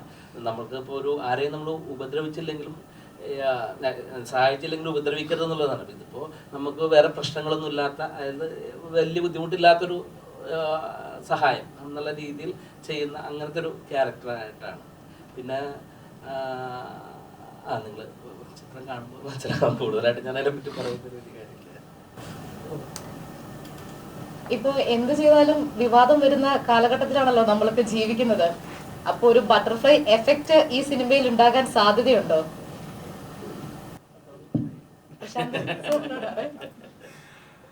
ബട്ടർഫ്ലൈ എഫക്റ്റ് ആക്ച്വലി ഈ സിനിമയിൽ ഉണ്ടാവുമെന്ന് എനിക്കറിയില്ല. പക്ഷേ ഓഫ് കോഴ്സ് ഞാൻ ആദ്യം പറഞ്ഞല്ലോ തന്നെ, ചില ആളുകൾക്കത് റെസൊനേറ്റ് ചെയ്യാൻ പറ്റും, അത് ഉറപ്പാണ്. കാരണം ഇപ്പം പേര് ഞാൻ മറന്നുപോയി, അഞ്ജുവിന് ഉറപ്പായിട്ടും പറ്റും. അഞ്ജു ഉറപ്പായിട്ടും ആ ഒരു പ്രശ്നങ്ങളിൽ കൂടെ കടന്നു പോയിട്ടുണ്ട്. അതാണ്.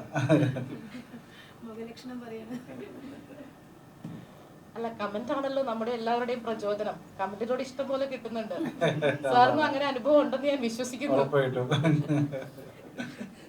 തുറന്നു പറയാൻ പറ്റുന്ന വല്ല അനുഭവങ്ങൾ ഉണ്ടെങ്കിൽ പറയാം കേട്ടോ, ഞങ്ങൾക്കൂടെ അറിഞ്ഞിരിക്കാലോ. കമന്റുകളാ? അതെ, കമന്റുകൾ. അതിങ്ങനെ ഒരു പ്രസ് മീറ്റിൽ വന്നിരുന്ന് പറയാൻ പറ്റുന്ന കമന്റുകളല്ല. എല്ലാത്തരം കമന്റ്സും വരും. നമ്മൾ അതിനെ ജസ്റ്റ് ഫേസ് ഇറ്റ്. നമ്മുടെ സിനിമയിൽ പറയുന്ന പോലെ തന്നെ, if you have a problem just face it. ഇത്തരത്തിൽ കമന്റ് ചെയ്യുന്ന ആൾക്കാരോട് എന്താണ് പറയാനുള്ളത്? ഇല്ല, അവരോടൊന്നും പറയണ്ട. അവർക്ക് കമന്റ് ചെയ്യുന്നത് മാത്രം ആണ്, ആ മൊമെന്റ് മാത്രമാണ് അവരുടെ എക്സൈറ്റ്മെന്റും അവരുടെ കൈയും. അതിനെ നമ്മൾ അത്തരത്തിൽ കാണാൻ ശ്രമിച്ചാൽ പ്രശ്നം കഴിയും. നമ്മളതിനെതിരെ സംസാരിക്കേണ്ട ഒരു ആവശ്യമില്ല. അവർക്ക് ആ ഒരു ഹൈ കിട്ടുന്ന മൊമെന്റ് അതാണ്. ഇപ്പോൾ ഒരാൾ ഒരു ഇൻബോക്സിൽ വന്ന പ്രത്യേകിച്ച് ഒരു പോസ്റ്റ് നമ്മൾ ഇട്ടതിന് ശേഷം, എനിക്കങ്ങനെ വരാറുണ്ട്. നമ്മൾ വീഡിയോസൊക്കെ ചെയ്യുമ്പോൾ വീഡിയോസ് ചെയ്തതിന് ശേഷം എനിക്ക് ഇൻബോക്സിൽ വന്ന് വളരെ മോശമായിട്ടുള്ള രീതിയിൽ ഓഡിയോ മെസ്സേജുകൾ ഇടുന്ന ആളുകളുണ്ട്. സിനിമയിലൊക്കെ ഉള്ളവർ തന്നെയാണ്, സിനിമയിൽ കറൻ്റ്ലി വർക്ക് ചെയ്തുകൊണ്ടിരിക്കുന്നവരാണ്. അപ്പം ഞാനതിന് റിയാക്ട് ചെയ്യില്ല. ആ റിയാക്ട് ചെയ്യാതിരിക്കുക എന്നുള്ളതാണ് എൻ്റെ ആയുധം. ഞാനതിന് റിയാക്ട് ചെയ്യാൻ പോയി കഴിഞ്ഞാൽ എൻ്റെ ഇമ്മച്യൂരിറ്റി അല്ലേ അവിടെ പ്രകടമാകുന്നത്. അപ്പം ഹീ ഡസൻ ഡിസേർവ് അൻ ആൻസർ എന്നുള്ളതാണ് അതിലെ കാര്യം. പലപ്പോഴും സ്ത്രീകളുടെയൊക്കെ പോസ്റ്റിന്റെ അടിയിൽ വളരെ മോശമായിട്ട് കമന്റുകൾ ഇടുന്ന ആൾക്കാരുണ്ട്. ഇത്തരം ആൾക്കാർക്കെതിരെ നമ്മൾ പ്രതികരിക്കാതിരുന്നാൽ ചിലപ്പോൾ അവർക്കൊരു വളം വെച്ചു കൊടുക്കുന്നത് പോലെയാകും. അപ്പോൾ നമ്മുടെ നിയമനിർമ്മാണത്തിൽ ഒരു മാറ്റം വരുത്തേണ്ടതുണ്ട്, അതിന്റെ ആവശ്യകതയുണ്ട് എന്ന് തോന്നുന്നുണ്ടോ? അല്ല, ഉറപ്പായിട്ടും നമുക്കിവിടെ അത്തരം ക്രൈം സെല്ലുകൾ ഉണ്ടല്ലോ. നമുക്കിപ്പം മോശമായിട്ടൊരു കമൻറ്റ് വന്നാൽ പോലും നമുക്ക് ആ വ്യക്തിക്കെതിരെ കേസ് കൊടുക്കാനുള്ള വകുപ്പ് ഇവിടെ ഉണ്ട്. നമുക്ക് അല്ലാതെ മെസ്സേജ് മാത്രം വന്നെന്നോ പേഴ്സണലി നമ്മളെ മോശമായിട്ട് നമുക്കെതിരെ ഇട്ടു എന്ന് മാത്രമല്ല, പബ്ലിക്കായിട്ട് ഒരാൾ കമൻറ്റ് ഇടുക എന്ന് പറഞ്ഞാൽ അതിൻ്റെ അർത്ഥം നമ്മൾ പബ്ലിക്കായിട്ട് അവഹേളിക്കുക എന്നുള്ളതാണ്. ഇപ്പം ഒരു സ്ത്രീയാണ്, സ്ത്രീയുടെ ഒരു പോസ്റ്റിൻ്റെ അടിയിലാണ് കമൻറ്റ് വരുന്നതെങ്കിൽ ഉറപ്പായിട്ടും സ്ത്രീയെ പരസ്യമായി അവഹേളിച്ചു എന്നുള്ള ഒരു ക്ലോസ് ഇവിടെ ഉണ്ട്, ഒരു നിയമമുണ്ട്. ആ നിയമത്തിൻ്റെ ഇതിൽ നമുക്ക് അയാൾക്കെതിരെ നിയമ നടപടി എടുക്കാനാവും. അത്തരം ഒരു സ്വാതന്ത്ര്യം ഉള്ള രാജ്യമാണ് നമുക്ക്. ഇപ്പൊ കമന്റുകളിലൂടെ മാത്രം പൊലിഞ്ഞൊരു ജീവനാണ് ദീപകിൻ്റെത്. അപ്പൊ ആൾക്കാർ വസ്തുത മനസ്സിലാക്കുന്നതിന് മുമ്പ് ഇങ്ങനെ ക്രിട്ടിസൈസ് ചെയ്യുന്നതിനെ കുറിച്ച് എന്താണ് അഭിപ്രായം? അല്ല, അതാ ഞാൻ പറഞ്ഞു കുറച്ച് മുമ്പേ ചോദ്യം വന്നപ്പോൾ ആളുടെ പേര് വ്യക്തമാക്കാതെ പറഞ്ഞു എന്ന് മാത്രമേ ഉള്ളൂ. അതിൻ്റെ യഥാർത്ഥ വസ്തുത ഇപ്പോഴും വ്യക്തമായിട്ടില്ല. ചില കാര്യങ്ങൾ നമ്മൾ ശ്രദ്ധിക്കുമ്പോൾ ഒരാളുടെ ഭാഗത്ത് ശരിയെന്ന് തോന്നാം. മറ്റ് ചില കമൻറ്റുകൾ കാണുമ്പോഴും, അല്ലെങ്കിൽ കമൻറ്റുകളല്ല കേട്ടോ, നമ്മളത് വീണ്ടും ശ്രദ്ധിക്കുമ്പോഴും വീണ്ടും റിപ്പീറ്റ് ചെയ്ത് ശ്രദ്ധിക്കുമ്പം ഇതിലെന്തെങ്കിലും കാര്യമുണ്ടോ എന്ന് തോന്നാം. അപ്പോൾ അതിൽ ഒരു കോൺട്രഡിക്ഷൻ ഉള്ള ഒരു സാധനമാണ്, ഒരു പ്രത്യേക സിറ്റുവേഷനാണ്. ഒന്ന്, അദ്ദേഹം സൂയിസൈഡ് ചെയ്തു എന്നുള്ളിടത്താണ് ഈ പ്രശ്നം മുഴുവൻ സംഭവിച്ചിരിക്കുന്നത്. അത് ഒരു പക്ഷേ അദ്ദേഹത്തിൻ്റെ ഏറ്റവും ദുർബലമായിട്ടുള്ള ഒരു മൊമെൻറ്റിൽ പുള്ളി ചെയ്തു പോയതാണ്. അത് പല കാരണങ്ങളുണ്ടാകും, അത് നമുക്കറിയില്ല. കാരണം മനുഷ്യരുടെ മനസ്സെന്ന് പറഞ്ഞാൽ അത്രയും സങ്കീർണമായിട്ടുള്ള മനസ്സാണ്. അപ്പോൾ എന്താണ് അയാൾ പുറമേക്ക് മാന്യനിൽ നിന്ന് കാണുന്ന ഒരാൾ അങ്ങനെ ആവണം എന്നില്ലല്ലോ ഉള്ളിൽ, അങ്ങനെയുമുണ്ട്. പക്ഷേ അവർ അത് വീഡിയോ എടുത്തിട്ടു എന്നുള്ളത് എന്തുകൊണ്ടാണ്? അവർക്ക് യഥാർത്ഥത്തിൽ അങ്ങനെ ഫീൽ ചെയ്തിട്ടാണോ, അതോ അവർ എല്ലാവരും പറയുന്നത് പോലെ വൈറലാവാനിട്ടതാണോ എന്നൊന്നും നമുക്ക് വ്യക്തത വന്നിട്ടില്ല. ഇപ്പോൾ പല കേസുകളിലും വരുന്ന പോലെ നമ്മൾ കാള പറ്റുമെന്ന് കേൾക്കുമ്പോൾ കയറെടുത്തിട്ട് കയറില്ല. ഇതിൻ്റെ യഥാർത്ഥമായ വസ്തുത വന്നാൽ മാത്രമേ ഉള്ളൂ നമുക്ക് അതിനെപ്പറ്റി ഒരു ആധികാരികമായിട്ടൊരു കമൻറ്റ് ചെയ്യാൻ പറ്റത്തുള്ളൂ. സോ അതിനെപ്പറ്റി കമൻറ്റ് ചെയ്തിട്ട് കാര്യമില്ല. ഒരു സ്ത്രീ എന്നതിലുപരി ഒരു പുരുഷനായ താങ്കൾക്ക് പുരുഷൻ എന്ന നിലയിൽ ഇത്തരത്തിലുള്ള ബാഡ് കമന്റ് വരുമ്പോൾ കുറച്ചൊക്കെ അവോയ്ഡ് ചെയ്ത് വിടുന്നുണ്ടെന്ന് പറയുന്നുണ്ട്. പക്ഷെ അതിന് മനക്കെട്ടിയില്ലാത്ത ആൾക്കാരും ഉണ്ട് എന്നും സാർ അതേ രീതിയിൽ തന്നെ ഞങ്ങളുടെ അടുത്ത് പറഞ്ഞു. അപ്പോൾ ഇത്തരത്തിൽ അല്ലെങ്കിൽ സമീപനത്തെ, അതായത് ഒരു പോസിറ്റീവ് രീതിയിൽ അതിനെ സമീപിക്കാൻ മനക്കെട്ടിയില്ലാത്ത ആൺകുട്ടികൾ അല്ലെങ്കിൽ പുരുഷന്മാരുണ്ട്. അപ്പൊ അവരോട് എന്താ പറയാനുള്ളത്? കാരണം സ്ത്രീകളെ മോട്ടിവേറ്റ് ചെയ്യാൻ ഒരുപാട് ആൾക്കാരുണ്ട്, നമ്മൾ കാണുന്നതാണ്. പക്ഷെ പുരുഷന്മാർക്ക് വേണ്ടി സംസാരിക്കാൻ മുന്നോട്ട് വരുന്ന ആൾക്കാരുടെ എണ്ണം ഈ കാലഘട്ടത്തിൽ വളരെ കുറവാണ്. അപ്പൊ അതിനെക്കുറിച്ച് എന്താണ് പറയാനുള്ളത്? അല്ല, രണ്ട് ജെൻഡറുകൾ തമ്മിൽ ആക്ച്വലി മെന്റൽ ഒരു ടെക്സ്ചർ പോലും വ്യത്യാസമുണ്ട്. അപ്പോൾ പുരുഷന് കുറച്ചുകൂടെ പല കാര്യങ്ങളിലും എന്താ പറയുന്നത്, ഒരു ടോളറൻസ് എന്ന് പറയുന്ന സാധനമുണ്ട്, ടോളറേറ്റ് ചെയ്യാൻ പറ്റും പല കാര്യങ്ങളിലും. പക്ഷെ സ്ത്രീക്ക് അത് പെട്ടെന്ന് സാധ്യമായെന്ന് വരില്ല. അതുകൊണ്ടാണ് ഞാൻ സ്ത്രീ എന്നങ്ങനെ ഉപയോഗിച്ചതിൻ്റെ ഒരു കാര്യം. എല്ലാ തരത്തിലും വീക്കർ സെക്സ് ആണ് സ്ത്രീ പുരുഷനെ കഴിഞ്ഞു. Physically, mentally okay. Mentally means ഞാൻ പറയുന്നത് അവളുടെ എബിലിറ്റിയിലല്ല. പക്ഷെ ഒരു കാര്യത്തെ ഒരു പ്രശ്നം ഉണ്ടാകുമ്പോൾ ചിലപ്പോൾ പെട്ടെന്ന് റിയാക്ട് ചെയ്യാനായിട്ട് അവർക്ക് സാധിച്ചെന്ന് വരില്ല. അതേസമയം പുരുഷനില്ലാത്ത ഒരുപാട് ക്വാളിറ്റീസ് സ്ത്രീകൾക്കുണ്ട്. മൾട്ടി ടാസ്കിങ് ഉണ്ട്. എനിക്കൊന്നും ജന്മത്ത് പറ്റില്ല അങ്ങനെയുള്ള കാര്യങ്ങളൊന്നും. അപ്പം ഒരുപാട് അത്തരം എബിലിറ്റീസ് ഡിഫറൻസ് ഉണ്ട്. പക്ഷേ പുരുഷന് അനുകൂലിച്ച് പറയുക എന്ന് പറഞ്ഞാൽ ആകെ ചെയ്യാൻ പറ്റുന്നൊരു കാര്യം ഈ കാര്യങ്ങളൊക്കെ തന്നെയുള്ളൂ. നമ്മൾ ജസ്റ്റ് അവോയ്ഡ് ദ തിങ്സ്. നമ്മൾ ഇത്തരം എന്തെങ്കിലും കാര്യങ്ങൾ വന്നാൽ തന്നെ അതിനെയൊന്നും അത്ര it's not a big deal എന്ന് പറഞ്ഞിട്ട് വിടുക എന്നുള്ളത് മാത്രമേ ഉള്ളൂ. അത് നമ്മൾ വലിയ ഇഷ്യൂ ആക്കുമ്പോഴാണല്ലോ ഇത് പ്രശ്നം. നമ്മളതൊന്നും വലിയ കാര്യമൊന്നുമില്ല എന്നുള്ള രീതിയിൽ കണ്ടാൽ മതി എന്നാണ് എൻ്റെ ഒരു പേഴ്സണൽ അഭിപ്രായം. കാരണം പുരുഷനത് കുറച്ചുകൂടെ സാധിക്കും, സ്ത്രീക്ക് ചിലപ്പോൾ അത് സാധിച്ചെന്ന് വരില്ല. ആ ഒരു കമൻറ്റ് പോലും ഒരു സ്ത്രീയെ പെട്ടെന്ന് ട്രോമയിലേക്ക് കൊണ്ടുപോകാൻ പറ്റും. ഈ ഒരു ഡിഫറൻസ് ഈ രണ്ട് ജെൻഡേഴ്സ് തമ്മിലുണ്ടെന്നാണ് എൻ്റെ ഒരു ഇത്ര നാളത്തെ മനുഷ്യരെ പഠിക്കുന്നതെന്ന് മനസ്സിലാക്കാൻ പറ്റിയിട്ടുള്ളൂ. ഇല്ല, ഉറപ്പായിട്ടും ഏറ്റവും ആദ്യം നന്ദിയും കടപ്പാടും നിങ്ങളോട് തന്നെയാണ് അത് വിട്ടിട്ടുള്ളൂ മറ്റൊരാളോട് ഞങ്ങൾക്ക് പറയാനുള്ളൂ. ഇത് നിങ്ങളെ സൂചിപ്പിക്കുന്നതല്ല, പക്ഷെ അതാണല്ലോ സത്യം. അതുകൊണ്ട് ഞാൻ പറഞ്ഞതാണ്.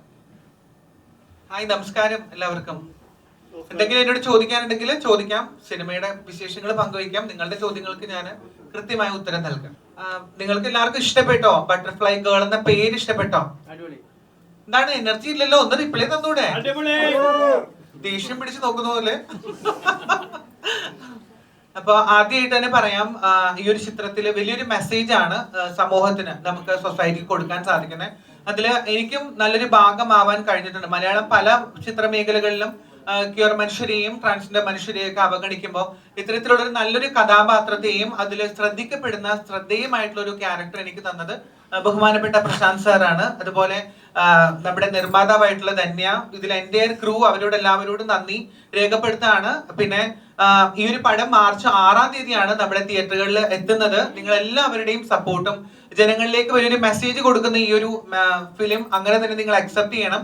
അതോടൊപ്പം ഈ ഫിലിമിന് വേണ്ട എല്ലാവിധ സപ്പോർട്ടും പ്രതികരണവും മാധ്യമ സുഹൃത്തുക്കളായിട്ടുള്ളവരും പൊതുജനങ്ങളും അതുപോലെ സമൂഹത്തിലെ ഓരോ വ്യക്തികളും ഇത് നന്നായി കാണുകയും കുടുംബം അടക്കം നിങ്ങൾ വന്ന ചിത്രം മാർച്ച് 6-ന് റിലീസ് ആവുന്ന ഡേറ്റിൽ കാണണം. എന്തെങ്കിലും ചോദ്യങ്ങൾ? ചോദിക്കും. അതിപ്പോ എന്തിനെ പറ്റിയിട്ടാണെങ്കിലും, എന്റെ ജെൻഡറിനെ പറ്റിയിട്ടോ അല്ലെങ്കിൽ ഈ സിനിമയിലേക്ക് വന്ന ഏത് വഴികളാണെങ്കിലും ഏത് രീതിയിലാണെങ്കിലും ഞാൻ ക്ലിയർ ആയിട്ട് പറയാൻ തയ്യാറാണ്. ട്രാൻസ് വുമൺ ആണ്. അതെ അതെ. അപ്പൊ ഒരു സിനിമയിലേക്ക് വരുന്ന സമയത്ത് പല ഇഷ്യൂസും നേരിടാറുണ്ട്. അതെ. ഒരു സിനിമയിൽ അഭിനയിച്ച സമയത്ത് ഗൾഫിലൊക്കെ അത് ബാൻ ചെയ്തിരുന്നു. അതെ അതെ അതെ. അപ്പൊ ഇപ്പോഴും ഈ ഒരു കമ്മ്യൂണിറ്റി അംഗീകരിക്കാൻ ജനങ്ങൾക്ക് മടിയുള്ള ഈ ഒരു കാലഘട്ടത്തിൽ ഈ സിനിമയിലേക്ക് വരുമ്പോൾ എങ്ങനെ അത് ജനങ്ങൾ ഏറ്റെടുക്കുന്നതാണ് തോന്നുന്നത്? ആദ്യമായിട്ട് പറയട്ടെ, ജനങ്ങൾക്ക് ഒരിക്കലും ഞങ്ങളെ അക്സെപ്റ്റ് ചെയ്യാൻ ബുദ്ധിമുട്ടുണ്ടെന്നത് സഹോദരന്റെ ചോദ്യത്തിൽ നിന്ന് ഒറ്റയടിക്ക് ഇങ്ങനെ നമുക്ക് ഒരിക്കലും അങ്ങനെ പ്രിവെന്റ് ചെയ്യാൻ സാധിക്കില്ല. ജനങ്ങൾ പലതരത്തിലാണ്. നമുക്ക് ഒരാളെയും ഒരു ജെൻഡറിനെയും, ഇപ്പൊ ആണ് പെണ്ണ് എന്നുള്ള ഈ ഒരു സൊസൈറ്റിയിൽ ഒരിക്കലും ഒരു ട്രാൻസ്ജെൻഡറിനെയോ ട്രാൻസ് മെന്റിനെയോ ക്യൂർ മനുഷ്യരെയോ എല്ലാവരെയും അക്സെപ്റ്റ് ചെയ്യണമെന്ന് നമുക്ക് അടിച്ചേൽപ്പിക്കാൻ പറ്റില്ല. അതൊക്കെ ഓരോരുത്തരുടെ വ്യക്തിപരമായിട്ടുള്ള സ്റ്റേറ്റ്മെന്റുകളാണ്. അപ്പോൾ ഈ ഒരു ചിത്രത്തിന്റെ ഭാഗമാവാൻ ബട്ടർഫ്ലൈ 85 മൂവിയിലേക്ക് ബഹുമാനപ്പെട്ട പ്രശാന്ത് സാർ എന്നെ കാസ്റ്റ് ചെയ്യുന്ന സമയത്ത് ഞങ്ങളൊരു ഫാമിലി പോലെ തന്നെയാണ് എന്നെ കണ്ടിരുന്നത്. ഇതിന്റെ അകത്ത് ഇവിടെ ലിംഗം എന്താ, ട്രാൻസ്ജെൻഡർ എന്താണ്, ട്രാൻസ്മെൻ ആണോ അല്ലെങ്കിൽ ബൈസെക്ഷൽ ആണോ, ഗേ ആണോ, ലെസ്ബിയൻ ആണോ എന്നുള്ളൊരു പാഷ്വാലിറ്റി ഒന്നും എന്നോട് സാറ് ചോദിച്ചിരുന്നില്ല. സ്വീറ്റിക്ക് പറ്റിയിട്ടുള്ള ഒരു ക്യാരക്ടർ എനിക്ക് തോന്നി, സ്വീറ്റ് ഇതാണ് സംഭവം, അല്ലെ കഥാപാത്രം ഇതാണ്, ജനങ്ങളിലേക്ക് നല്ലൊരു മെസ്സേജ് കൊടുക്കാൻ സാധിക്കും എന്നുള്ളൊരു വലിയൊരു കഥാപാത്രം എനിക്ക് അത് നല്ല, എന്നെ സംബന്ധിച്ചിടത്തോളം അത് വലിയൊരു ഈ ഒരു സിനിമയിലെ വലിയ ഭാഗമാവാൻ എന്റെ ആദ്യത്തെ ചിത്രമായിരുന്നു. ഞാൻ അതിനുശേഷം 3ഓളം ചിത്രങ്ങളിൽ അഭിനയിച്ചു. ഇതെന്റെ 4ാമത്തെ മലയാള ചിത്രമാണ്. അപ്പോ അതിൽ ജെൻഡർ ഒരിക്കലും വിഷയമായിരുന്നില്ല. നമ്മളുടെ ഷൂട്ടിംഗ് നടക്കുന്ന സമയത്താണെങ്കിലും ഇതിന്റെ എൻ്റെ ക്രൂ അല്ലെങ്കിൽ ഇതിന്റെ ഓരോ അണിയറ പ്രവർത്തകരും, പിന്നിൽ പ്രവർത്തിച്ചവരും മുന്നിൽ പ്രവർത്തിച്ചവരും എന്റെ ജെൻഡറിനെ ചോദ്യം ചെയ്തിട്ടില്ലായിരുന്നു, ഒരു ഡിസ്ക്രിമിനേഷനും കാണിച്ചിട്ടില്ലായിരുന്നു. നല്ലൊരു കഥാപാത്രം എന്നെ ഏൽപ്പിച്ചു. എന്റെ ഭാഗത്ത് നിന്ന് വന്ന, ഞാനൊരു തിയേറ്റർ ആർട്ടിസ്റ്റും കൂടിയിട്ടാണ്, സ്കൂൾ ഓഫ് ഡ്രാമയിലാണ് പഠിച്ചത്. അപ്പോ ആ രീതിയിൽ അല്ലെ സാർ എങ്ങനെ ഉണ്ടായിരുന്നോ, കഴിവൊക്കെ ഉണ്ടായിരുന്നോ? അപ്പോ എന്നാൽ കഴിയും വിധം നന്നായി ഇവരോടൊപ്പം തന്നെ നന്നായിട്ട് പ്രവർത്തിക്കാനും എനിക്ക് അഭിനയിക്കാനും ആ ഒരു വലിയൊരു ഓപ്പണിംഗ് ആണ് കിട്ടുന്നത്. ഇപ്പൊ ഞങ്ങൾക്ക് നേരിടേണ്ടി വരുന്ന ഈ അവഗണന, ഞങ്ങളെ പരിഗണിക്കപ്പെടുന്ന സാഹചര്യമാണ് ബട്ടർഫ്ലൈ ഗേൾ ഞങ്ങൾക്ക് തന്നത്. അപ്പൊ അക്സെപ്റ്റൻസും ദൃശ്യതയും ഉണ്ടാവുന്ന ഏതൊരു പ്ലാറ്റ്ഫോമിലും നമ്മൾ നന്നായിട്ട് ഉപയോഗിക്കണമല്ലോ. അപ്പൊ അവിടെ ജെൻഡർ ആയിട്ട് എന്നെ ഒരിക്കലും ഡിസ്ക്രിമിനേറ്റ് ചെയ്തിട്ടില്ല. എന്താ എന്ത് പറ്റി? ഒരു ചുമ? ഉത്തരം കിട്ടിയപ്പോ ഒരിത്തിരി വെള്ളം കുടിച്ചോ? അല്ല, അതുകൂടി പറഞ്ഞിട്ടുണ്ടെങ്കിലാണ് പൂർത്തിയാവും. ആ, നന്നായിട്ടുണ്ട്. ഫസ്റ്റ് മൂവിയാണോ അതോ? സാർ, ഇതെന്റെ ആദ്യത്തെ മലയാളം സിനിമയാണ്. ഹായ്, നമസ്കാരം ഫെഡിൽ സർ. ഇതെന്റെ ആദ്യത്തെ മലയാള സിനിമയാണ്. പക്ഷെ 3ഓളം വേറെ ചിത്രങ്ങളിലിരുന്നു. ഇതാണ് ആദ്യം ഞാൻ അഭിനയിച്ചത്. അതിനുശേഷം അച്ഛൻ ഒരു വാഴ വെച്ചു, അതിലൊരു ട്രാൻസ്ജെൻഡർ കഥാപാത്രമായിരുന്നു. പിന്നെ അതിനുശേഷം ദാസേന്റെ സൈക്കിൾ ചെയ്തിരുന്നു. പിന്നെ കിടുക്കാച്ചി അളിയും ചെയ്തിട്ടുണ്ട്. ഇപ്പോ ശരിക്കും എന്റെ ആദ്യമായിട്ട് അഭിനയിച്ച മലയാളം ഫ്യൂച്ചർ ഫിലിം ഇതാണ്. ബട്ടർഫ്ലൈ ഗേൾ 85 ആണ്. പക്ഷേ ഈ അച്ഛനൊരു വാഴ വെച്ചു റിലീസായി, ദാസേന്റെ സൈക്കിൾ റിലീസായി, കിടുക്കാച്ചി അളിയുടെ പോസ്റ്റ് പ്രൊഡക്ഷൻ വർക്കുകൾ നടക്കുന്നു. ഇപ്പൊ ഇതും റിലീസായി. അപ്പോ ഇതെന്റെ ആദ്യത്തെ സിനിമയായിട്ട് പറയാനാണ് എനിക്ക് അഭിമാനം, ബട്ടർഫ്ലൈ ഗേൾ 85. പിന്നെ ഇതിന് മുന്നേ അഭിനയിച്ച സിനിമകളും പുറത്ത് വന്നിട്ടുണ്ട്. ഇതിപ്പോ ട്രാൻസ്ജെൻഡർ ആയിട്ട് തന്നെ അങ്ങനെ ഒരു സംഭവം തന്നെ വരുന്നതിൽ സർ, നമുക്ക് ഒരിക്കലും നമ്മൾ ഏത് മലയാളം സിനിമ എടുത്ത് നോക്കിയാലും ഇപ്പൊ മാധ്യമ സുഹൃത്തുക്കളായിക്കോട്ടെ പൊതുതരത്തിലാണെങ്കിലും ആയിക്കോട്ടെ, നമുക്ക് 3 തരം ഐഡന്റിറ്റി ആണ്: സ്ത്രീ, അതുപോലെ പുരുഷൻ, അതുപോലെ ട്രാൻസ്ജെൻഡർ എന്ന്. അപ്പൊ നമ്മൾ ഉറപ്പായിട്ടും ഇപ്പൊ ഒരു അവാർഡിനാണെങ്കിലും നമ്മൾ പരിഗണിക്കുമ്പോൾ മസ്റ്റ് ആയിട്ടും ട്രാൻസ്ജെൻഡർ വുമൺ അല്ലെങ്കിൽ ട്രാൻസ്ജെൻഡർ മനുഷ്യരായിട്ട് പരിഗണിക്കുള്ളൂ. അപ്പോൾ ട്രാൻസ്ജെൻഡർ ആവുന്നതിന് പറയുന്നതിൽ എനിക്ക് അങ്ങനത്തെ വ്യക്തിത്വം അങ്ങനെ ബുദ്ധിമുട്ടൊന്നും തോന്നിയിട്ടില്ല. അങ്ങനെ പറയുന്നത് ബുദ്ധിമുട്ടല്ല. നമ്മൾ ആ കഥാപാത്രങ്ങൾ വരുമ്പോൾ ഇപ്പൊ നിങ്ങൾ ട്രാൻസ്ജെൻഡർ ആയി ശ്രമിച്ചത് ലേഡി ആയിട്ടാണെന്നാണ് എനിക്ക് തോന്നുന്നത്. അല്ലല്ല, എനിക്ക് മനസ്സിലായില്ല സാർ. ട്രാൻസ്ജെൻഡർ എന്നുള്ള ട്രാൻസ്ജെൻഡർ ആയത് എന്താ പറയാ ഫീമെയിൽ ആയിട്ടാണ് മാറാൻ ആഗ്രഹിക്കുന്നതെന്നാണ് എനിക്ക് തോന്നുന്നത്. സാർ, ഒരിക്കലുമല്ല. അല്ലല്ലല്ല, എനിക്ക് അടുത്തൊരു ജന്മം ഉണ്ടെങ്കിലും ഇങ്ങനെ ഒരു ട്രാൻസ്വുമൺ ആയിട്ട് ജനിച്ചാൽ മാത്രം മതി എന്നാണ് ആഗ്രഹം. ഒരിക്കലും ഒരു സ്ത്രീകളുടെ ഒരു പ്രിവിലേജ് ഞാൻ തട്ടിയെടുക്കാൻ ആഗ്രഹിക്കുന്നില്ല. എനിക്ക് തോന്നുന്നില്ല എന്റെ കൂടെയുള്ള സുഹൃത്തുക്കൾ പോലും സ്ത്രീയാണ്. അവരുടേതായിട്ടുള്ള എല്ലാ കഴിവുകളും അവരുടേതായിട്ടുള്ള എല്ലാ മഹിമയും അല്ലെങ്കിൽ ആ ഒരു ഐശ്വര്യം ഉള്ളതാണ് സ്ത്രീ എന്ന് പറയുന്നത്. ഞങ്ങൾക്കൊരു എനിക്കൊരിക്കലും പ്രസവിക്കാൻ സാധിക്കില്ല, അല്ലെങ്കിൽ സ്ത്രീകളുടേതായിട്ടുള്ള പീരീഡ്സോ അങ്ങനെയുള്ള സംഭവങ്ങളൊന്നും വരത്തില്ല. എന്റെ സർജറിയും കാര്യങ്ങളൊക്കെ കഴിഞ്ഞിട്ടുണ്ടെങ്കിലും എനിക്ക് സ്ത്രീയായി ജീവിക്കാൻ ആഗ്രഹിക്കുന്നു. എന്റെ മനസ്സിനെയും ശരീരത്തിനെയും അതുപോലെ പാകപ്പെടുത്താൻ ആഗ്രഹിക്കുന്നു. എനിക്കിപ്പോ ധന്യയിലേക്ക് പരകായ പ്രവേശമൊന്നും നടത്താൻ സാധിക്കില്ല. ഇപ്പൊ ഞാനും ധന്യയും ഒരുമിച്ച് ഭക്ഷണം കഴിച്ചിട്ടുണ്ട്, ഒരുമിച്ച് ഇരുന്നിട്ടുണ്ട്, ഒരുമിച്ച് ഉറങ്ങിയിട്ടുണ്ട്. ഞങ്ങൾക്ക് ഞങ്ങളുടേതായിട്ടുള്ള ശാരീരിക ഘടനയെ കുറിച്ച് അറിയാം. പക്ഷെ ഒരിക്കലും ഒരു ഗുഡ് ടച്ച് എന്താണെന്നും ബാഡ് ടച്ച് എന്താണെന്നും ഒരു സ്ത്രീ എന്താണെന്നും എന്നെ നന്നായിട്ട് മനസ്സിലാക്കിയിട്ടുണ്ടോ എന്ന് ഒന്ന് ധന്യനോടൊന്ന് ചോദിക്കും. ഉറപ്പായിട്ടും സ്വീറ്റിയായിട്ട് നമുക്ക് കുറേ നാളത്തെ ഒരു ബന്ധമുണ്ട്. ആ ഒരു ബന്ധത്തിൽ നിന്ന് തന്നെയാണ് ഈ ഒരു ക്യാരക്ടർ ചെയ്യാൻ സ്വീറ്റി എത്തുന്നതും. സ്വീറ്റിയായിട്ട് ഇത്രയും നാളായിട്ടും ഏറ്റവും നല്ലൊരു സുഹൃത്തായി, ഏറ്റവും നല്ല സിനിമയിൽ ഒരു സിറ്റുവേഷനിൽ പോലും എനിക്ക് എൻ്റെ അമ്മയായിട്ട് ഫീൽ ചെയ്യുകയും അത് എന്നെ വല്ലാണ്ട് ടച്ച് ചെയ്യുകയും ഒരു ഒരു ഒരു ഒരു കുറച്ച് സമയത്തേക്ക് എനിക്കത് വല്ലാത്തൊരു ഫീല് ഇമോഷണലി ഞാനൊന്ന് വീക്കായി പോവുകയൊക്കെ ചെയ്തിട്ടുണ്ട്. അത് സ്വീറ്റി എന്ന സ്ത്രീ എനിക്ക് തന്നിട്ടുള്ള ഒരു സ്പേസിൽ നിന്നാണ് ആ ക്യാരക്ടറിന് ആ സമയത്ത് അങ്ങനെ സംഭവിച്ചതെന്നുള്ളത് തന്നെയാണ് ഞാൻ മനസ്സിലാക്കിയിട്ടുള്ളത്. ഇത്രയും നാളത്തെ സ്വീറ്റി ആയിട്ടുള്ള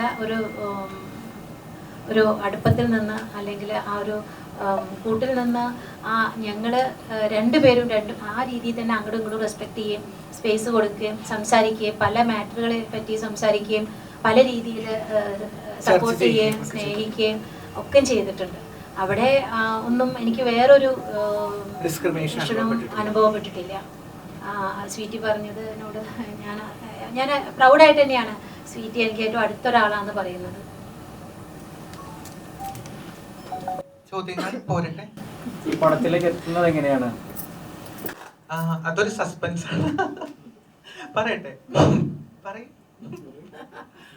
ശരിക്കും എനിക്ക് ഇതൊരു വലിയൊരു ഉണ്ടാക്കിയ കഥകളോ അല്ലെങ്കിൽ ഇതിനു വേണ്ടിയുള്ള കഥകളൊന്നും അല്ല. ശരിക്കും ഈ എന്താ പറയുക, നമ്മൾ ട്രാൻസ്ജെൻഡർ മനുഷ്യരിലേക്ക് വീണ്ടും വരികയാണ്. ഇതെല്ലാം ഞങ്ങളുടെ അവസരങ്ങളും അല്ലെങ്കിൽ അവസരങ്ങൾ നിഷേധിക്കപ്പെടുകയും അല്ലെങ്കിൽ ഡിസ്ക്രിമിനേഷൻ പെട്ട കാര്യങ്ങളൊക്കെയാണ് പറയുന്നത്. ഞാൻ പല ജിമ്മുകളിലും ഹെൽത്ത് ക്ലബ്ബുകളിലും പോയിട്ടുണ്ടായിരുന്നു. എങ്ങനെ? അപ്പൊ എന്നോട് പറഞ്ഞിട്ടുണ്ട്, ജിമ്മിന്റെ പേരൊന്നും പറയുന്നില്ല, കൊച്ചിയിലെ പല ക്ലബ്ബുകളിലും. ഞാൻ താമസിക്കുന്നത് പാലാരിവട്ടം, നമ്മുടെ ചക്കരപ്പുറം ഭാഗത്താണ്. അപ്പൊ ആ സമയങ്ങളിലൊക്കെ ഹെൽത്ത് ക്ലബ്ബുകളിലൊക്കെ പോകുമ്പോൾ പറയുന്നുണ്ട്, ഇങ്ങനെ അന്നേരം ഇത്രയും വിസിബിലിറ്റി ഒന്നും വന്നിട്ടില്ല. അന്നേരം പറഞ്ഞിട്ടുണ്ട്, താനും ട്രാൻസ്ജെൻഡർ ആണ്, ഇവിടെ പല ആൾക്കാർക്കും ബുദ്ധിമുട്ട് വരാറുണ്ട്, താൻ വരുന്നതുകൊണ്ട്, അപ്പൊ അതുകൊണ്ട് താൻ വേറെ ഏതെങ്കിലും ജിമ്മ് നോക്ക്. വഴക്കായിട്ടല്ല, അവർ ഓപ്പൺ ആയിട്ട് പറഞ്ഞിട്ടുണ്ട്. അങ്ങനെയാണ് ഞാനൊരു ഓപ്പൺ സ്പേസ് കണ്ടെത്തിയത്. അങ്ങനെയാണ് കലൂർ സ്റ്റേഡിയം കണ്ടെത്തുന്നത്. ഓടാനും നടക്കാനും നമുക്ക് അവിടെ ആരുടെയും അനുവാദമൊന്നും വേണ്ടല്ലോ. അങ്ങനെയാണ് ഞാൻ എൻ്റെ വേറൊരു ജിം ട്രെയിനറിനെ അവിടെ വെച്ച് പരിചയപ്പെടുന്നു. അദ്ദേഹം ഓപ്പൺ ആയിട്ട് ഞങ്ങളെ ജിം ട്രെയിനിങ്ങിന് അവിടെ കലൂർ സ്റ്റേഡിയത്തിൽ രാവിലെ ഞങ്ങൾ എല്ലാവരെയും ട്രെയിൻ ചെയ്യുന്നുണ്ടായിരുന്നു. അദ്ദേഹത്തിന്റെ കീഴിൽ ഒത്തിരി ആർട്ടിസ്റ്റുകളടക്കം, ഇപ്പൊ സാറ് പ്രൊഡ്യൂസർ ആയിട്ടുള്ളവരും ഫിലിമിൽ വർക്ക് ചെയ്യുന്നവരും അങ്ങനെയുള്ള പല മേഖലകളിലെ ആൾക്കാരുടെ കൂട്ടത്തിൽ ഞാൻ ജോയിൻ ചെയ്തു. ഓപ്പൺ ജിമ്മായിരുന്നു അവിടെ വെച്ചിരുന്നത്. അങ്ങനെ അദ്ദേഹം ആ ജിം ട്രെയിനറിലൂടെയാണ് ഞാൻ പ്രശാന്ത് സാറിലേക്ക് എത്തുന്നതും ധന്യയിലേക്ക് എത്തുന്നതും. ഇവരും അവിടെ ഉണ്ടായിരുന്നു. അതിനുശേഷം ആ ബന്ധം ഞങ്ങൾ പലയിടത്തും ഭക്ഷണം കഴിക്കാൻ പോവായിരുന്നു. വർക്ക്ഔട്ട് കഴിഞ്ഞതിന് ശേഷം ഞങ്ങൾ പ്രഭാത ഭക്ഷണം കഴിക്കാൻ പോവായിരുന്നു. എല്ലാ ഞായറാഴ്ചകളിലും എനിക്കൊരു വലിയൊരു ഓപ്പൺ അപ്പ് കിട്ടി. മീൻസ് അക്സെപ്റ്റൻസ് ആണല്ലോ, പരിഗണനയാണ് ഏറ്റവും വലുത്. ബീച്ചുകളിൽ പോവായിരുന്നു ഞങ്ങൾ, പല സ്ഥലങ്ങളിൽ ഭക്ഷണം കഴിക്കാൻ എല്ലാം നമ്മുടെ വീട്ടിൽ വന്നിട്ട് ഇവര് കൂട്ടിക്കൊണ്ട് പോവായിരുന്നു, ഇവരുടെ കാറിൽ തന്നെ. അപ്പൊ അതൊരു എന്നെ സംബന്ധിച്ചിടത്തോളം എനിക്കതൊരു വലിയ സന്തോഷമായിരുന്നു ഇവരെല്ലാം ചേർത്ത് പിടിക്കുമ്പോൾ. ആ ഫ്രണ്ട്ഷിപ്പിലൂടെയാണ് ഞാൻ ഈ ഒരു സിനിമയിലേക്ക് കൃത്യമായിട്ട് എത്തുന്നത്. എല്ലാം ക്ലിയർ ആണല്ലോ അല്ലെ ഞാൻ പറയുന്നത്? ഇപ്പോഴും ഇതുപോലെ ഇങ്ങനെ മാറ്റി നിർത്തിയപ്പോ പറഞ്ഞില്ലേ, ഓരോരുത്തർ താമസ സ്ഥലത്ത് നിന്നൊക്കെ മാറ്റി എന്ന് പറഞ്ഞല്ലോ.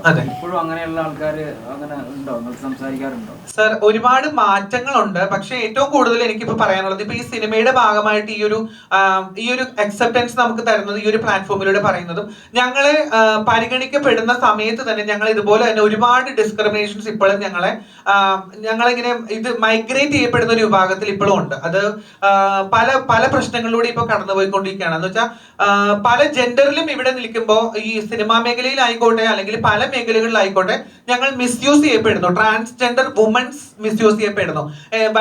ഇപ്പോ സിസ്ജെൻഡേഴ്സ് ആയിട്ടുള്ള ആൾക്കാർ ചെയ്യുന്ന ഡിസ്ക്രിമിനേഷൻസും പ്രശ്നങ്ങളും എല്ലാം ഞങ്ങളുടെ തലയിലേക്ക് വരുന്നുണ്ട്. അത് പല മേഖലകളിലെയും അവസരങ്ങൾ വെട്ടിക്കുറയ്ക്കാനും ഞങ്ങളെ എന്നും ആൾക്കാരിൽ നിന്ന് ഭീതി ഉളവാക്കുന്ന രീതിയിലുള്ള പ്രശ്നങ്ങൾ സൃഷ്ടിക്കാനും ഒരുപാട്. ഇപ്പൊ ഈ ധന്യ പറഞ്ഞു, പ്രശാന്ത് സാറ് പറഞ്ഞു, അൻവർ പറഞ്ഞു, മോളായിക്കോട്ടെ. മോളോട് ചോദിക്കുക, സ്വീറ്റ് ആന്റിന് ഇഷ്ടമാണോ? എത്ര ഇഷ്ടമാണ്? എത്ര ഇഷ്ടമാണെന്നല്ല കണ്ടല്ലേ, ഒരു കുഞ്ഞിനോടും നമ്മൾ പെരുമാറുന്ന പോലെ. ഇന്നത്തെ ഏറ്റവും വലിയ കാര്യം എടുത്ത് പറയേണ്ടത്, ഒരുപാട് സിസ്റ്റൻഡർ മനുഷ്യർ ആണും പെണ്ണും ചെയ്യുന്നതിന്റെ തെറ്റിൽ ഒരു 1/4% പോലും ട്രാൻസ്ജെൻഡർ മനുഷ്യർ ഇവിടെ ചെയ്യുന്നില്ല. പക്ഷെ എല്ലാത്തിന്റെയും വിഴുപ്പും ഭാരവും എല്ലാം അനുഭവിക്കുന്നതും ചോരുന്നതും തകർക്കുന്നതും എല്ലാം ഞങ്ങളുടെ തലയിലാണ്. ഇപ്പൊ കഴിഞ്ഞ ദിവസത്തെ ഹണി ട്രാപ്പിലെ പെണ്ണിനെ പോലും ആ പ്രശ്നങ്ങൾ പോലും ഞങ്ങളുടെ തലയിലായിരിക്കുന്നത്. നിങ്ങൾക്ക് എല്ലാവർക്കും അറിയാതെ. അങ്ങനെയല്ല, ഇപ്പൊ പുരുഷന്മാർക്ക് ഉണ്ടാകുന്ന പ്രശ്നങ്ങൾ പുരുഷന്മാർ അനുഭവിക്കാറുണ്ട്, സ്ത്രീകൾ അനുഭവിക്കുന്ന പ്രശ്നങ്ങൾ സ്ത്രീകളും പറയാറുണ്ട്. അതുപോലെ ഇപ്പൊ ട്രാൻസ്ജെൻഡർ ഉണ്ടാകുന്ന പ്രശ്നം അങ്ങനെയല്ലേ വരുന്നത് ശരിക്കും പറഞ്ഞാൽ? അങ്ങനെ ഒരാളുടെ തലയിലേക്ക് സമൂഹം ഇടുന്നു. സാർ, അത് എത്രത്തോളം ക്ലിയർ ആണെന്ന് എനിക്ക് അറിയത്തില്ല സാർ. ഇന്ന് ഞാൻ ഡിഫോമേഷൻ കേസിന് കംപ്ലൈന്റ് ചെയ്യാൻ വേണ്ടിയിട്ട് ഞാൻ സൈബർ സെല്ലിലേക്കും നമ്മുടെ ഒരു അഡ്വക്കേറ്റിനെയും കോൺടാക്ട് ചെയ്തതിന്റെ ഡീറ്റെയിൽസ് ഞാൻ കാണിച്ചു തരാം. ബിക്കോസ് ഞങ്ങൾ എല്ലാവരും ആക്രമിക്കപ്പെടുന്നത് ഇതുപോലത്തെ പൊതുവിടങ്ങളിലാണ്. ഇങ്ങനത്തെ ഒരു സിനിമയിലേക്ക് സാറ് കാസ്റ്റ് ചെയ്യപ്പെടുമ്പോഴും അല്ലെങ്കിൽ ഇത്തരത്തിലുള്ള ഒരു ട്രൂപ്പിന്റെ ഇടയിലേക്കോ ഗ്രൂപ്പിന്റെ ഇടയിലേക്കോ പോകുമ്പോൾ അവരൊന്ന് രണ്ടിലൊന്ന് ആലോചിക്കും, ഇത്തരക്കാർ ഇവർ ഇങ്ങനെ പ്രശ്നക്കാരാണോ. ഞാൻ പറഞ്ഞു വരുന്നത്, ഇപ്പൊ ബട്ടർഫ്ലൈ ഗേളിനെ പറ്റി സംസാരിക്കുമ്പോൾ പോലും ഞാൻ പറയുന്നത്, ഇത്തരത്തിലുള്ള ഒരു അവസരം ഞങ്ങൾക്ക് സ്വതന്ത്രമായി തരുമ്പോൾ അവരൊന്ന് രണ്ടിലൊന്ന് ആലോചിക്കും, ഈ ട്രൂപ്പ് ഇങ്ങനെയാണോ, ഇവരെ വെച്ച് ഇങ്ങനെ ഉണ്ടാക്കി വെച്ചിരിക്കുന്ന സമൂഹം ഇങ്ങനെയാണ്. അങ്ങനത്തെ ട്രോമ ഞങ്ങൾക്ക് ഇപ്പോഴും, ആ ഒരു ഡീഫോമേഷൻ ഞങ്ങളെ തേജോവധം ചെയ്തുകൊണ്ടിരിക്കുകയാണ് ഇപ്പോഴും സമൂഹം. അങ്ങനെയാണെങ്കിൽ ഇപ്പൊ പുരുഷ കമ്മീഷൻ വേണമെന്ന് പറഞ്ഞ പ്രശ്നം സാർ, അതിനുള്ള ഓപ്ഷൻസ് ഉണ്ടല്ലോ. അത് നിങ്ങൾക്ക് ഓപ്ഷൻസ് ഉണ്ടല്ലോ. കാരണം സാർ ഇല്ല, അത് നിങ്ങൾ പ്രതികരിക്കുന്നുണ്ട്, സ്ത്രീകൾ പ്രതികരിക്കുന്നുണ്ട്, പുരുഷന്മാർ പ്രതികരിക്കുന്നുണ്ട്. നിങ്ങൾ മാത്രം പറയുന്ന കാര്യങ്ങളിൽ മാത്രം നിങ്ങളുടെ പ്രശ്നങ്ങൾ പറയുന്നു. അല്ല, ഒരിക്കലും അല്ല. അത് സാറ് പറഞ്ഞത് തെറ്റാണ്. ഞങ്ങളുടെ കമ്മീഷൻ എത്രത്തോളം ശാശ്വതമാണ്, അല്ലെങ്കിൽ സ്ത്രീകൾക്ക് കിട്ടുന്ന പരിഗണന ട്രാൻസ് വുമൻസിന് കിട്ടുന്നുണ്ടോ അല്ലെങ്കിൽ ഓരോ പുരുഷന്മാർക്ക് കിട്ടുന്നുണ്ടോ എന്ന് പുനഃപരിശോധിക്കേണ്ട കാര്യമാണത്. ഇപ്പൊ ഈ പറഞ്ഞ പോലെ കമ്മീഷൻസ് വന്നതുകൊണ്ടോ അല്ലെങ്കിൽ ഈ പറഞ്ഞ കാര്യങ്ങളൊന്നും ശാശ്വതമല്ല. ഞാൻ പറഞ്ഞ ഡീഫോമേഷൻ ഞങ്ങൾക്ക് ഇപ്പോഴും നേരിടുന്നു. സ്ത്രീയും പുരുഷനും കഴിഞ്ഞതിന് ശേഷം മാത്രമാണ് നിയമപാലകര് ഞങ്ങളുടെ കേസിൽ ഒരു ഒത്തുതീർപ്പ് ഉണ്ടാക്കുന്നുള്ളൂ. ആ ഒരു കാര്യമാണ് ഞാൻ ഇവിടെ പറഞ്ഞത്. അത് സാറിന് വ്യക്തമാണെന്ന് മനസ്സിലാക്കുന്നു. അതായത് സ്ത്രീയും പുരുഷനും കഴിഞ്ഞിട്ട് മാത്രമേ ട്രാൻസ്ജെൻഡേഴ്സ് ഓരോ കാര്യങ്ങൾ അവർ അക്സെപ്റ്റ് ചെയ്യത്തുള്ളൂ. അല്ല, അങ്ങനെ പറയുമ്പോ ഓക്കെയാണ് സാർ. നമ്മുടെ ചർച്ച വഴി മാറുന്നു, നമ്മുടെ സിനിമയിലേക്ക് ചോദിക്കും പ്ലീസ്. ഒരു സോഷ്യൽ മീഡിയ ബന്ധപ്പെട്ട ഒരു സിനിമയാണല്ലോ. അതെ, അതായിട്ടുള്ള സിനിമയാണ്. ഇപ്പൊ ഈ കേരളത്തിലെ ട്രാൻസ്ജെൻഡർ കമ്മ്യൂണിറ്റിയിലെ ഒരു 99% ആൾക്കാർ, അതായത് സർജറി ചെയ്ത് ട്രാൻസ് ആയ ആൾക്കാരെ അറിയാൻ പറ്റുമല്ലോ. എല്ലാവരും അറിയാം. പക്ഷെ ഒരു ക്രോസ് ഡ്രസ്സർ ആയിട്ടുള്ള ഒരാള്, ഒരു സ്ത്രീയോ പുരുഷനോ ഞങ്ങൾക്കറിയില്ല, ട്രാൻസ്മോൺ ആണ് എന്ന് തെറ്റിദ്ധരിപ്പിച്ചുകൊണ്ട് സോഷ്യൽ മീഡിയയിൽ ഇപ്പൊ വലിയൊരു ഇമ്പാക്ട് ഉണ്ടായിക്കൊണ്ടിരിക്കുന്നു. അപ്പൊ അവര് ട്രാൻസ്ജെൻഡർ ആണോ? സാർ, നമുക്ക് നമ്മുടെ ആയിട്ടുള്ള എല്ലാ തരത്തിലുള്ള, നമുക്ക് നിയമപരമായിട്ട് ഇപ്പൊ ഏതൊരു വ്യക്തിയാണെങ്കിലും ഇപ്പൊ സാറ് പലതവണയും പല അവാർഡുകളും ഇതിന് 45-46 അവാർഡുകൾ കിട്ടിയിട്ടുണ്ട് നമുക്ക്. അപ്പൊ ഈ സിനിമയിൽ ഞാൻ അഭിനയിക്കുന്ന സമയത്ത് തന്നെ സാറിന്റെ ID കാർഡും കാര്യങ്ങളൊക്കെ പരിശോധിച്ചിട്ടുണ്ട്.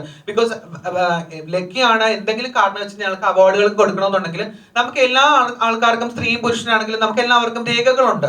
അപ്പോ സർജറി ചെയ്യണമെന്നൊന്നും ഇല്ല. ട്രാൻസ് വുമൺ ആവണമെങ്കിലും ട്രാൻസ്മെൻ ആവണമെങ്കിലും ഇത്തരത്തിലുള്ള രേഖകൾ നമ്മൾ സർക്കാരിന്റെ കയ്യിൽ നിന്നിട്ടാണ് സ്വീകരിക്കുന്നത്. ഇപ്പൊ സാറ് പറഞ്ഞ ക്രോസ് ഡ്രസ്സർ എന്ന് പറയുന്ന ഒരു സങ്കല്പം ഒരു ഗവൺമെന്റും നമ്മുടെ 2015 നമ്മുടെ ട്രാൻസ്ജെൻഡർ ബിൽ പോളിസി പാസ്സാവുന്നത് ഇന്ത്യയിൽ. അതിന് ഇംപ്ലിമെന്റ് ചെയ്ത് 2018-17 കാലഘട്ടത്തിലാണ് UDF ഇടതുപക്ഷ സർക്കാർ നമ്മുടെ കേരളത്തിൽ ഇത്തരത്തിലുള്ള ഒരു വിസബിലിറ്റി ഞങ്ങൾക്ക് ഉണ്ടാക്കി തന്നിട്ടുള്ളത്. അപ്പൊ അന്ന് മുതൽ ഇന്ന് വരെ നമ്മുടെ ഏത് ജില്ലയിലാണോ ബഹുമാനപ്പെട്ട കേരള സോഷ്യൽ ജസ്റ്റിസ് ഡിപ്പാർട്ട്മെന്റ് കീഴിൽ നമ്മളുടെ എല്ലാ തരത്തിലുള്ള രേഖകളും ഹാജരാക്കി വേണ്ടപ്പെട്ട അധികാരികൾ മൂലം ആ റിലേറ്റഡ് ആയിട്ടുള്ള ഏരിയയിലെ നമ്മുടെ ജില്ലാ കളക്ടർ ഒപ്പുവെച്ചതിനുള്ള രേഖകൾ കിട്ടി നമുക്ക് ട്രാൻസ്ജെൻഡർ ID കാർഡ് അതിപ്പോ സെൻട്രൽ ഗവൺമെന്റ് കീഴിലാണ്. എങ്കിൽ മാത്രമേ ഓരോരുത്തരുടെ ID കാർഡ് ഒപ്പിട്ട് എങ്കിൽ മാത്രമേ ഒരു ട്രാൻസ്ജെൻഡറോ ട്രാൻസ്മെനോ ആവുന്നുള്ളൂ.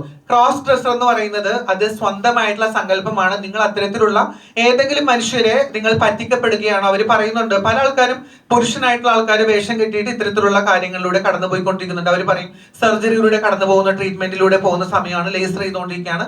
എങ്കിൽ നിങ്ങളൊക്കെ കബളിപ്പിക്കപ്പെടുന്നതാണ്. ഇത്തരത്തിൽ ആരെങ്കിലും ക്രോസ് ഡ്രസ്സേഴ്സിലൂടെ പെൺപേരുകളിലൊക്കെ കോൺടാക്ട് ചെയ്യുകയോ ചാറ്റ് ചെയ്യുകയോ ചെയ്തിരുന്ന ബി അലേർട്ട്. സിനിമയെ പറ്റി ചോദിക്കൂ, ജെൻഡർ ക്ലാസ് എടുക്കാം നമുക്ക്. ഞങ്ങളുടെ സിനിമയെ പറ്റി ചോദിക്കുക എന്തെങ്കിലും പ്ലീസ്. എന്താണോ ഒന്ന് ചോദിക്കില്ലാരും.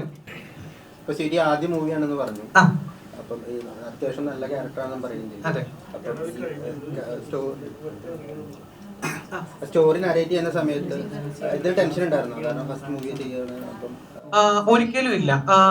എന്താ പറയാ, ഇതൊരു നല്ലൊരു കഥാപാത്രമാണെങ്കിലും അല്ലെങ്കിൽ ഇത്തരത്തിലുള്ള ഒരു ഹൈലൈറ്റഡ് ആണെങ്കിൽ പോലും അഭിനയിക്കാൻ ഞാൻ ഏകദേശം ഒരു 10-35ഓളം സ്റ്റേജ്, ഞാൻ പറഞ്ഞല്ലോ സ്കൂൾ ഓഫ് ഡ്രാമയിൽ പഠിച്ചിട്ടുള്ള ഈ ഒരു സിനിമ ഇങ്ങനെ ഈ ഒരു ആർട്ടിസ്റ്റ് ആയിട്ട്, സ്റ്റേജ് ആർട്ടിസ്റ്റ് ആയിട്ട്, തിയേറ്റർ ആർട്ടിസ്റ്റ് ആയിട്ട് പെർഫോം ചെയ്തിരിക്കുന്നതുകൊണ്ട് എനിക്ക് തോന്നുന്നു ഞാൻ ഇന്റർനാഷണൽ ഡ്രാമ ഫെസ്റ്റിവലും സൂര്യ ഫെസ്റ്റിവലും ഒക്കെ ചെയ്തിട്ടുണ്ട്. അപ്പൊ സ്റ്റേജ് ഫിയർ എന്നുള്ളതും അതുപോലെ മോഡലിംഗ് ഒക്കെ ചെയ്തിട്ടുണ്ട്. അപ്പൊ ആ ഒരു അഭിനയത്തിന്റെയും കാര്യത്തിൽ ഞാൻ സ്പോട്ട് ഡയലോഗ് നമ്മൾ പഠിച്ചിട്ടാണ് നാടകത്തിൽ ചെയ്യുന്നത്. അപ്പൊ അതുകൊണ്ട് ഡ്രാമ ആർട്ടിസ്റ്റ് തിയേറ്റർ ആർട്ടിസ്റ്റ് ആയതുകൊണ്ട് എനിക്ക് അധികം പേടി തോന്നിയില്ലായിരുന്നു. ഉണ്ടായിരുന്നോ സാർ അധികം എന്നെ കൊണ്ട് ബുദ്ധിമുട്ടുണ്ടായിരുന്നോ? ഒന്ന് പറയണ്ട. അഭിനയിക്കുമ്പോൾ ഇത്ര എനർജി വേണ്ടായിരുന്നു, പക്ഷേ കൂടുതലാണ്. അല്ല, സ്വീറ്റിയെ കാസ്റ്റ് ചെയ്യുമ്പോഴത്തേക്കിനും എനിക്കുണ്ടായിരുന്ന ഒരു കോൺഫിഡൻസ് എന്ന് പറഞ്ഞാൽ സ്വീറ്റി വളരെ എനർജറ്റിക് ആയിട്ടുള്ള ഒരു വ്യക്തിയാണ്. അപ്പം നമുക്ക് ആ കഥാപാത്രത്തിന് വേണ്ടത് ഒരു മോട്ടിവേഷനാണ്. ശരിക്കും പറഞ്ഞാൽ ഈ ശ്രീ ധന്യ എന്ന് പറയുന്ന ഈ ക്യാരക്ടർ എപ്പോഴൊക്കെ ലോ ആകുന്നു അവിടെയൊക്കെ അവളെ കൈപിടിച്ച് പൊക്കുന്ന ഒരു കഥാപാത്രമാണ്. ഇതിനകത്ത് ധന്യ കുറച്ചു മുമ്പേ പറഞ്ഞു അമ്മയായിട്ട് ഫീൽ ചെയ്തു. ആക്ച്വലി അങ്ങനെ ഒരു സീനുണ്ട്. ആ സീൻ തന്നെ അങ്ങനെയാണ്. അവൾക്ക് അമ്മയെ ഓർമ്മ വരുന്നുണ്ട്. ഒരു സിനിമയുടെ ഒരു പ്രത്യേക ഘട്ടത്തിൽ ആദ്യമായിട്ടാണ് ഈ സ്ത്രീയെ കാണുന്നത്, ഈ സ്വീറ്റിയുടെ ക്യാരക്ടറിനെ കാണുന്നത്. അതൊരു അവളുടെ ലൈഫിലെ ഏറ്റവും അൺഎക്സ്പെക്റ്റഡ് ആയിട്ട് അവൾ ഫേസ് ചെയ്യേണ്ടി വരുന്ന ഒരു മൊമെൻ്റാണ്. ആ മൊമെൻറ്റിൽ മറ്റാരുമില്ലാതെ ഈ വ്യക്തി അവളെ ചേർത്ത് പിടിക്കുമ്പോൾ, തന്നോട് ചേർത്ത് പിടിക്കുമ്പോൾ എപ്പോഴോ അവൾ മറന്നു പോയിട്ടുള്ള തായ് എന്ന് പറയുന്ന ഒരു പശ്ചാത്തല സംഗീതമാണ് അവിടെ വരുന്നത്. അത് നമ്മൾ ഉദ്ദേശിക്കുന്നത് അത് തന്നെയാണ്. അവളുടെ അമ്മയെ അവൾ കണ്ടെത്തുന്നത് ഈ എന്താ പറയുക, സ്ത്രീ അല്ലാത്ത ജെൻഡറുള്ള മറ്റൊരാളിലാണ്. അതായത് മാതൃസ്നേഹത്തിന് അമ്മയെന്നോ അല്ലെങ്കിൽ പുരുഷനെന്നോ സ്ത്രീയെന്നോ ഒരു ലിംഗമെന്നോ വേർതിരിവില്ലാതെയാണ് മാതൃത്വം അല്ലെങ്കിൽ മാതൃസ്നേഹം എന്ന് പറയുന്ന ഒരു കാര്യം കിടക്കുന്നത്. അത് നമുക്ക് ഏതിലും കണ്ടെത്താം. മാതൃസ്നേഹം നമ്മൾ ചില ബിംബങ്ങളിൽ കണ്ടെത്താം, നമുക്ക് ഭദ്രകളി രൂപത്തിൽ കണ്ടെത്താം, അല്ലെങ്കിൽ മറ്റെന്തെങ്കിലുമൊക്കെ കാര്യങ്ങളിൽ നമുക്ക് അമ്മ എന്ന് പറഞ്ഞ പ്രൊട്ടക്ടറാണ്. ആ പ്രൊട്ടക്ടർ എന്ന് പറയുന്ന ഫീല് കണ്ടെത്തുന്ന ഒരു ക്യാരക്ടറായിട്ടാണ് നമ്മൾ ശരിക്കും സിനിമയിൽ സ്വീറ്റിയുടെ ക്യാരക്ടറിനെ നമ്മൾ കാണിക്കുന്നത്. സോ ആ കഥാപാത്രത്തിന് വേണ്ട മികവും തികവും ഒരേപോലെ കൊടുത്തുകൊണ്ട് സ്വീറ്റി അത് മനോഹരമാക്കിയിട്ടുണ്ട്. അത് നിങ്ങൾ സിനിമ കാണുമ്പോൾ നിങ്ങൾക്ക് മനസ്സിലാവും. ചോദ്യങ്ങൾ ചോദിക്കട്ടെ.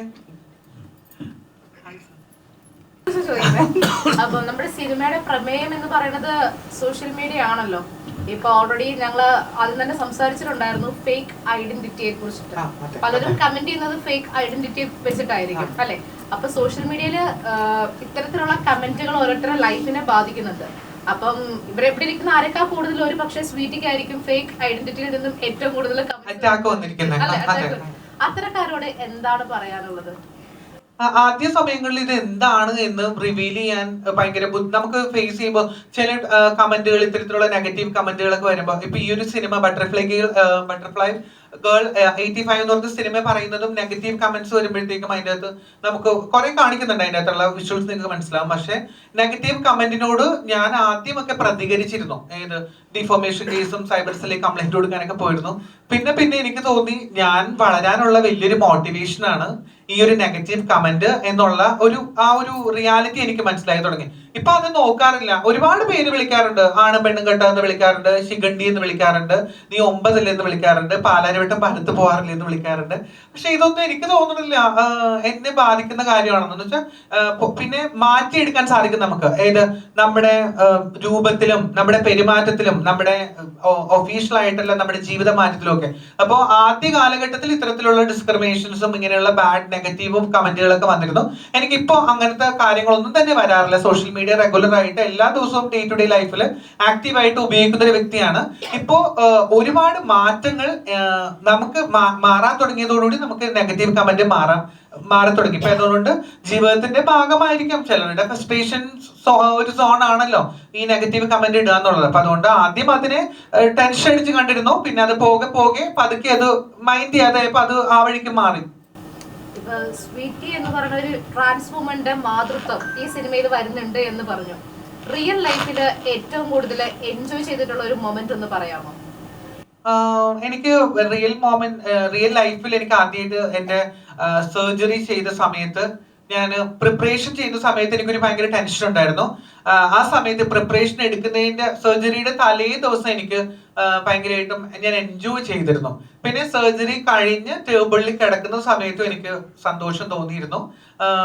എൻ്റെ ലൈഫ് എനിക്ക് കുറെ കാര്യങ്ങൾ ചെയ്യാൻ സാധിക്കും, അല്ലെങ്കിൽ ഇനി ആരും എന്നെ മോശപ്പെടുത്തുന്ന രീതിയിൽ ആരും കളിയാക്കത്തില്ല, അല്ലെങ്കിൽ എനിക്കും ഒരു സ്ത്രീ പ്രസവിക്കാൻ സാധിക്കില്ലെങ്കിൽ പോലും എന്നിലുള്ള ഒരു മാതൃത്വം പുറത്ത് കാണിക്കാനും എക്സ്പ്രസ് ചെയ്യാനും സന്തോഷത്തോടെ മുന്നോട്ട് കൊണ്ടുപോകാനും സാധിക്കും എന്നുള്ളൊരു കോൺഫിഡൻസ് വന്നു. ആ നിമിഷം എൻ്റെ ജീവിതത്തിൽ ഞാൻ വളരെയധികം കുറിച്ചിട്ടൊരു നിമിഷമാണ്. അതിലൂടെ എനിക്ക് ഒരുപാട് ആത്മവിശ്വാസവും ആ ഒരു ജീവിക്കാനുള്ള തുടക്കവും ഒക്കെ തോന്നിയിരുന്നു. അത് വലിയൊരു എൻജോയബിൾ മൊമെന്റ് ആയിരുന്നു ലൈഫിൽ. റിയൽ ലൈഫിൽ എന്തെല്ലാം കാര്യങ്ങൾ ഈ സിനിമയിലേക്ക് എടുത്തിട്ടുണ്ട്, അഡാപ്റ്റ് ചെയ്യാൻ പറ്റിയിട്ടുണ്ട്? റിയൽ ലൈഫില് ശരിക്കും എന്താ പറയാ പിന്നെ മാതൃത്വം എനിക്ക് പലപ്പോഴും അങ്ങനെ പ്രസവിക്കണമെന്ന് തോന്നിയിട്ടുണ്ട് നിലവിൽ. അത് നമുക്ക് സാധിക്കില്ലെങ്കിൽ പോലും ഉള്ളിൽ നിന്ന് ഏത് ആഗ്രഹത്തിനും നമുക്ക് സ്വപ്നങ്ങളിലാണെങ്കിലും നമുക്ക് നേടാൻ സാധിക്കും. അപ്പൊ ഈ സിനിമയിൽ അങ്ങനെ ഒരു ഫീൽ എനിക്ക് വന്നിട്ടുണ്ട്. ശരിക്കും മാതൃത്വം എൻ്റെ ഒരു മകളായിട്ട് എനിക്ക് ധന്യമോളെ കാണാൻ സാധിച്ചിട്ടുണ്ട്. ഞങ്ങൾ അങ്ങനെ തന്നെയാണ്, അമ്മയും മോളും പോലൊക്കെ തന്നെയാണ്. അപ്പൊ ആ ഒരു ഫീൽ എനിക്ക് കൊണ്ടുവരാൻ സാധിച്ചിട്ടുണ്ട് ബട്ടർഫ്ലൈ ഗേളിൽ. പിന്നെ എന്റെ കഴിവുകൾ പ്രകടിപ്പിക്കാൻ സാധിച്ചിട്ടുണ്ട് ഈ ഒരു സിനിമയിൽ. പിന്നെ എന്റെ ക്രൂവിനോടൊപ്പം ഞാൻ പറഞ്ഞല്ലോ, ഫാമിലി പോലെയായിരുന്നു ഞങ്ങളുടെ ഷൂട്ടിങ്ങും ഇതൊക്കെ. ഒരു അൺനോൺ ആയിട്ടുള്ള അല്ലെങ്കിൽ പ്രത്യേകമായി വരുന്ന ഒരു നോട്ടവും ഇതൊന്നും എനിക്ക് ഉണ്ടായിട്ടില്ല, തുറിച്ചു നോട്ടവും ഒന്നും ഉണ്ടായിട്ടില്ല. ഫാമിലി ആയിട്ടുള്ള ഒരു ജോളി മൈൻഡിലായിരുന്നു ഈ ലൊക്കേഷനും ഷൂട്ടും ഇതിന്റെ ആൾക്കാരെല്ലാം പോയിക്കൊണ്ടിരുന്നത്. അപ്പൊ അതിനുവേണ്ട എനർജി ഞാൻ അവിടെ കൊടുത്തിട്ടുണ്ട്. സോഷ്യൽ മീഡിയയിൽ നിരവധി അറ്റാക്കുകൾ നേരിട്ടിട്ടുള്ള വ്യക്തി എന്ന നിലയിൽ ഈ സിനിമ മറ്റുള്ളവർ കാണണം എന്ന് പറയാനുള്ള ഫാക്ടേഴ്സ് എന്തൊക്കെയാണ്? മാഡം, ഞാൻ ആദ്യം പറയാം, സോഷ്യൽ മീഡിയയിൽ അധികം അറ്റാക്ക് എനിക്ക് വരാറില്ല. സത്യമായിട്ടും ഒരുപാട് ആദ്യ സമയങ്ങളിൽ ജെൻഡറിനെ കുറിച്ച് അറിയാത്ത ആൾക്കാർക്ക് ബുദ്ധിമുട്ടുകൾ ഉണ്ടായിരുന്നു ആ സമയങ്ങളിൽ. പക്ഷെ അത് പോകെ മാറ്റിയെടുത്തു. ഇപ്പോഴല്ല, 2020-19 കാലഘട്ടത്തിലൊക്കെ ഞാൻ എന്നാണോ ജീവൻ ടിവിയിൽ ന്യൂസ് റീഡിംഗ് സ്റ്റാർട്ട് ചെയ്തത് അന്ന് മുതൽ എനിക്ക് മാറ്റങ്ങൾ കൊണ്ടുവരാൻ സാധിച്ചു. എന്റെ ഡേ ടു ഡേ ലൈഫിൽ ഞാൻ ഓരോ വ്ളോഗും അപ്ഡേഷൻസും വരുത്താൻ തുടങ്ങിയതിന് ശേഷം സ്ത്രീകളിലേക്കും പുരുഷന്മാരിലേക്കും ജനങ്ങളിലേക്കും ഇറങ്ങി തിന്നതിന് ശേഷം എന്നെ എന്താണെന്ന് കുറെ ആൾക്കാർ തിരിച്ചറിഞ്ഞു. എന്റെ ഫാമിലി ബാക്ക്ഗ്രൗണ്ട്, എന്റെ ഒഫീഷ്യൽ പർപ്പസ്, അതെല്ലാം ആൾക്കാർ ജനങ്ങളെ തിരിച്ചറിയാൻ തുടങ്ങിയപ്പോൾ പോകെ ലൈഫ് എനിക്ക് ചേഞ്ച് ചെയ്യാൻ തുടങ്ങി. അപ്പൊ സോഷ്യൽ മീഡിയ അറ്റാക്ക് വളരെ കുറഞ്ഞിരുന്നു. പക്ഷേ ഈ സിനിമയിൽ എടുത്തു പറയേണ്ട ഒരു കാര്യം എന്ന് വെച്ച് കഴിഞ്ഞാൽ, നമുക്ക് ഒരു പ്രതീക്ഷ, ആ പ്രതീക്ഷയിലൂടെയാണ് ആ ഒരു ക്യാരക്ടർ, ഞാൻ കഥയൊന്നും പറയില്ല, ആ ഒരു പ്രതീക്ഷയിലൂടെയാണ് കടന്നു പോകുന്നത്. എന്ന് വെച്ചാൽ ഫാമിലി ആയിട്ട് കംപ്ലീറ്റ്ലി നന്നായിട്ട് ഒരു ഹോപ്പ്, നല്ല രീതിയിൽ പ്രതീക്ഷിക്കുന്ന രീതിയിൽ ക്യാരക്ടർ കൊണ്ടുപോകുന്ന ഒരു നല്ലൊരു സക്സസ് വുമണിന്റെ കഥയാണ് ഈ ഒരു സിനിമ പറയുന്നത്. അപ്പോ വുമൺ റിലേറ്റഡ് ആണെങ്കിലും ഫാമിലി എന്റർടൈനർ ആണ്. നമുക്ക് നന്നായി ഫാമിലിയോടൊപ്പം പോയിരുന്ന് കണ്ട് നല്ല രീതിയിൽ ഒരു വലിയൊരു മെസ്സേജ് ആസ്വദിക്കാൻ പറ്റിയൊരു സിനിമയാണ് ബട്ടർഫ്ലൈ ഗേൾ 85. ചോദ്യങ്ങൾ നമുക്ക് വൈൻഡപ്പ് ചെയ്യാം. ഒരു ചോദ്യം കൂടി ചോദിക്കോ? എനിക്ക് എന്തോ പോലെ ഈ ക്യാമറ ഇട്ട് നിൽക്കുന്ന ചേട്ടൻ ബട്ടർഫ്ലൈ ഗേളിനെ പറ്റി എന്താ ചോദിക്കുന്നു അറിയുന്നു. 5 മണി വരെ പറഞ്ഞുകൊണ്ടിരിക്കുക. അപ്പൊ മാർച്ച് 6 ഞങ്ങളുടെ സിനിമ ബട്ടർഫ്ലൈ 85 റിലീസ് ആവുകയാണ്. നിങ്ങൾ എല്ലാരും കാണാൻ പറ്റില്ലേ? ഒന്ന് എനർജറ്റിക് പറ, ഞങ്ങളുടെ ടീമിനെ വിജയിപ്പിക്കോ? 1 2 3 4 5 പേര് ചോദിച്ചാൽ ഞങ്ങൾ എനിക്ക് വേണ്ടി പറയത്തില്ലേ? ഞങ്ങൾ വരും. Thank you.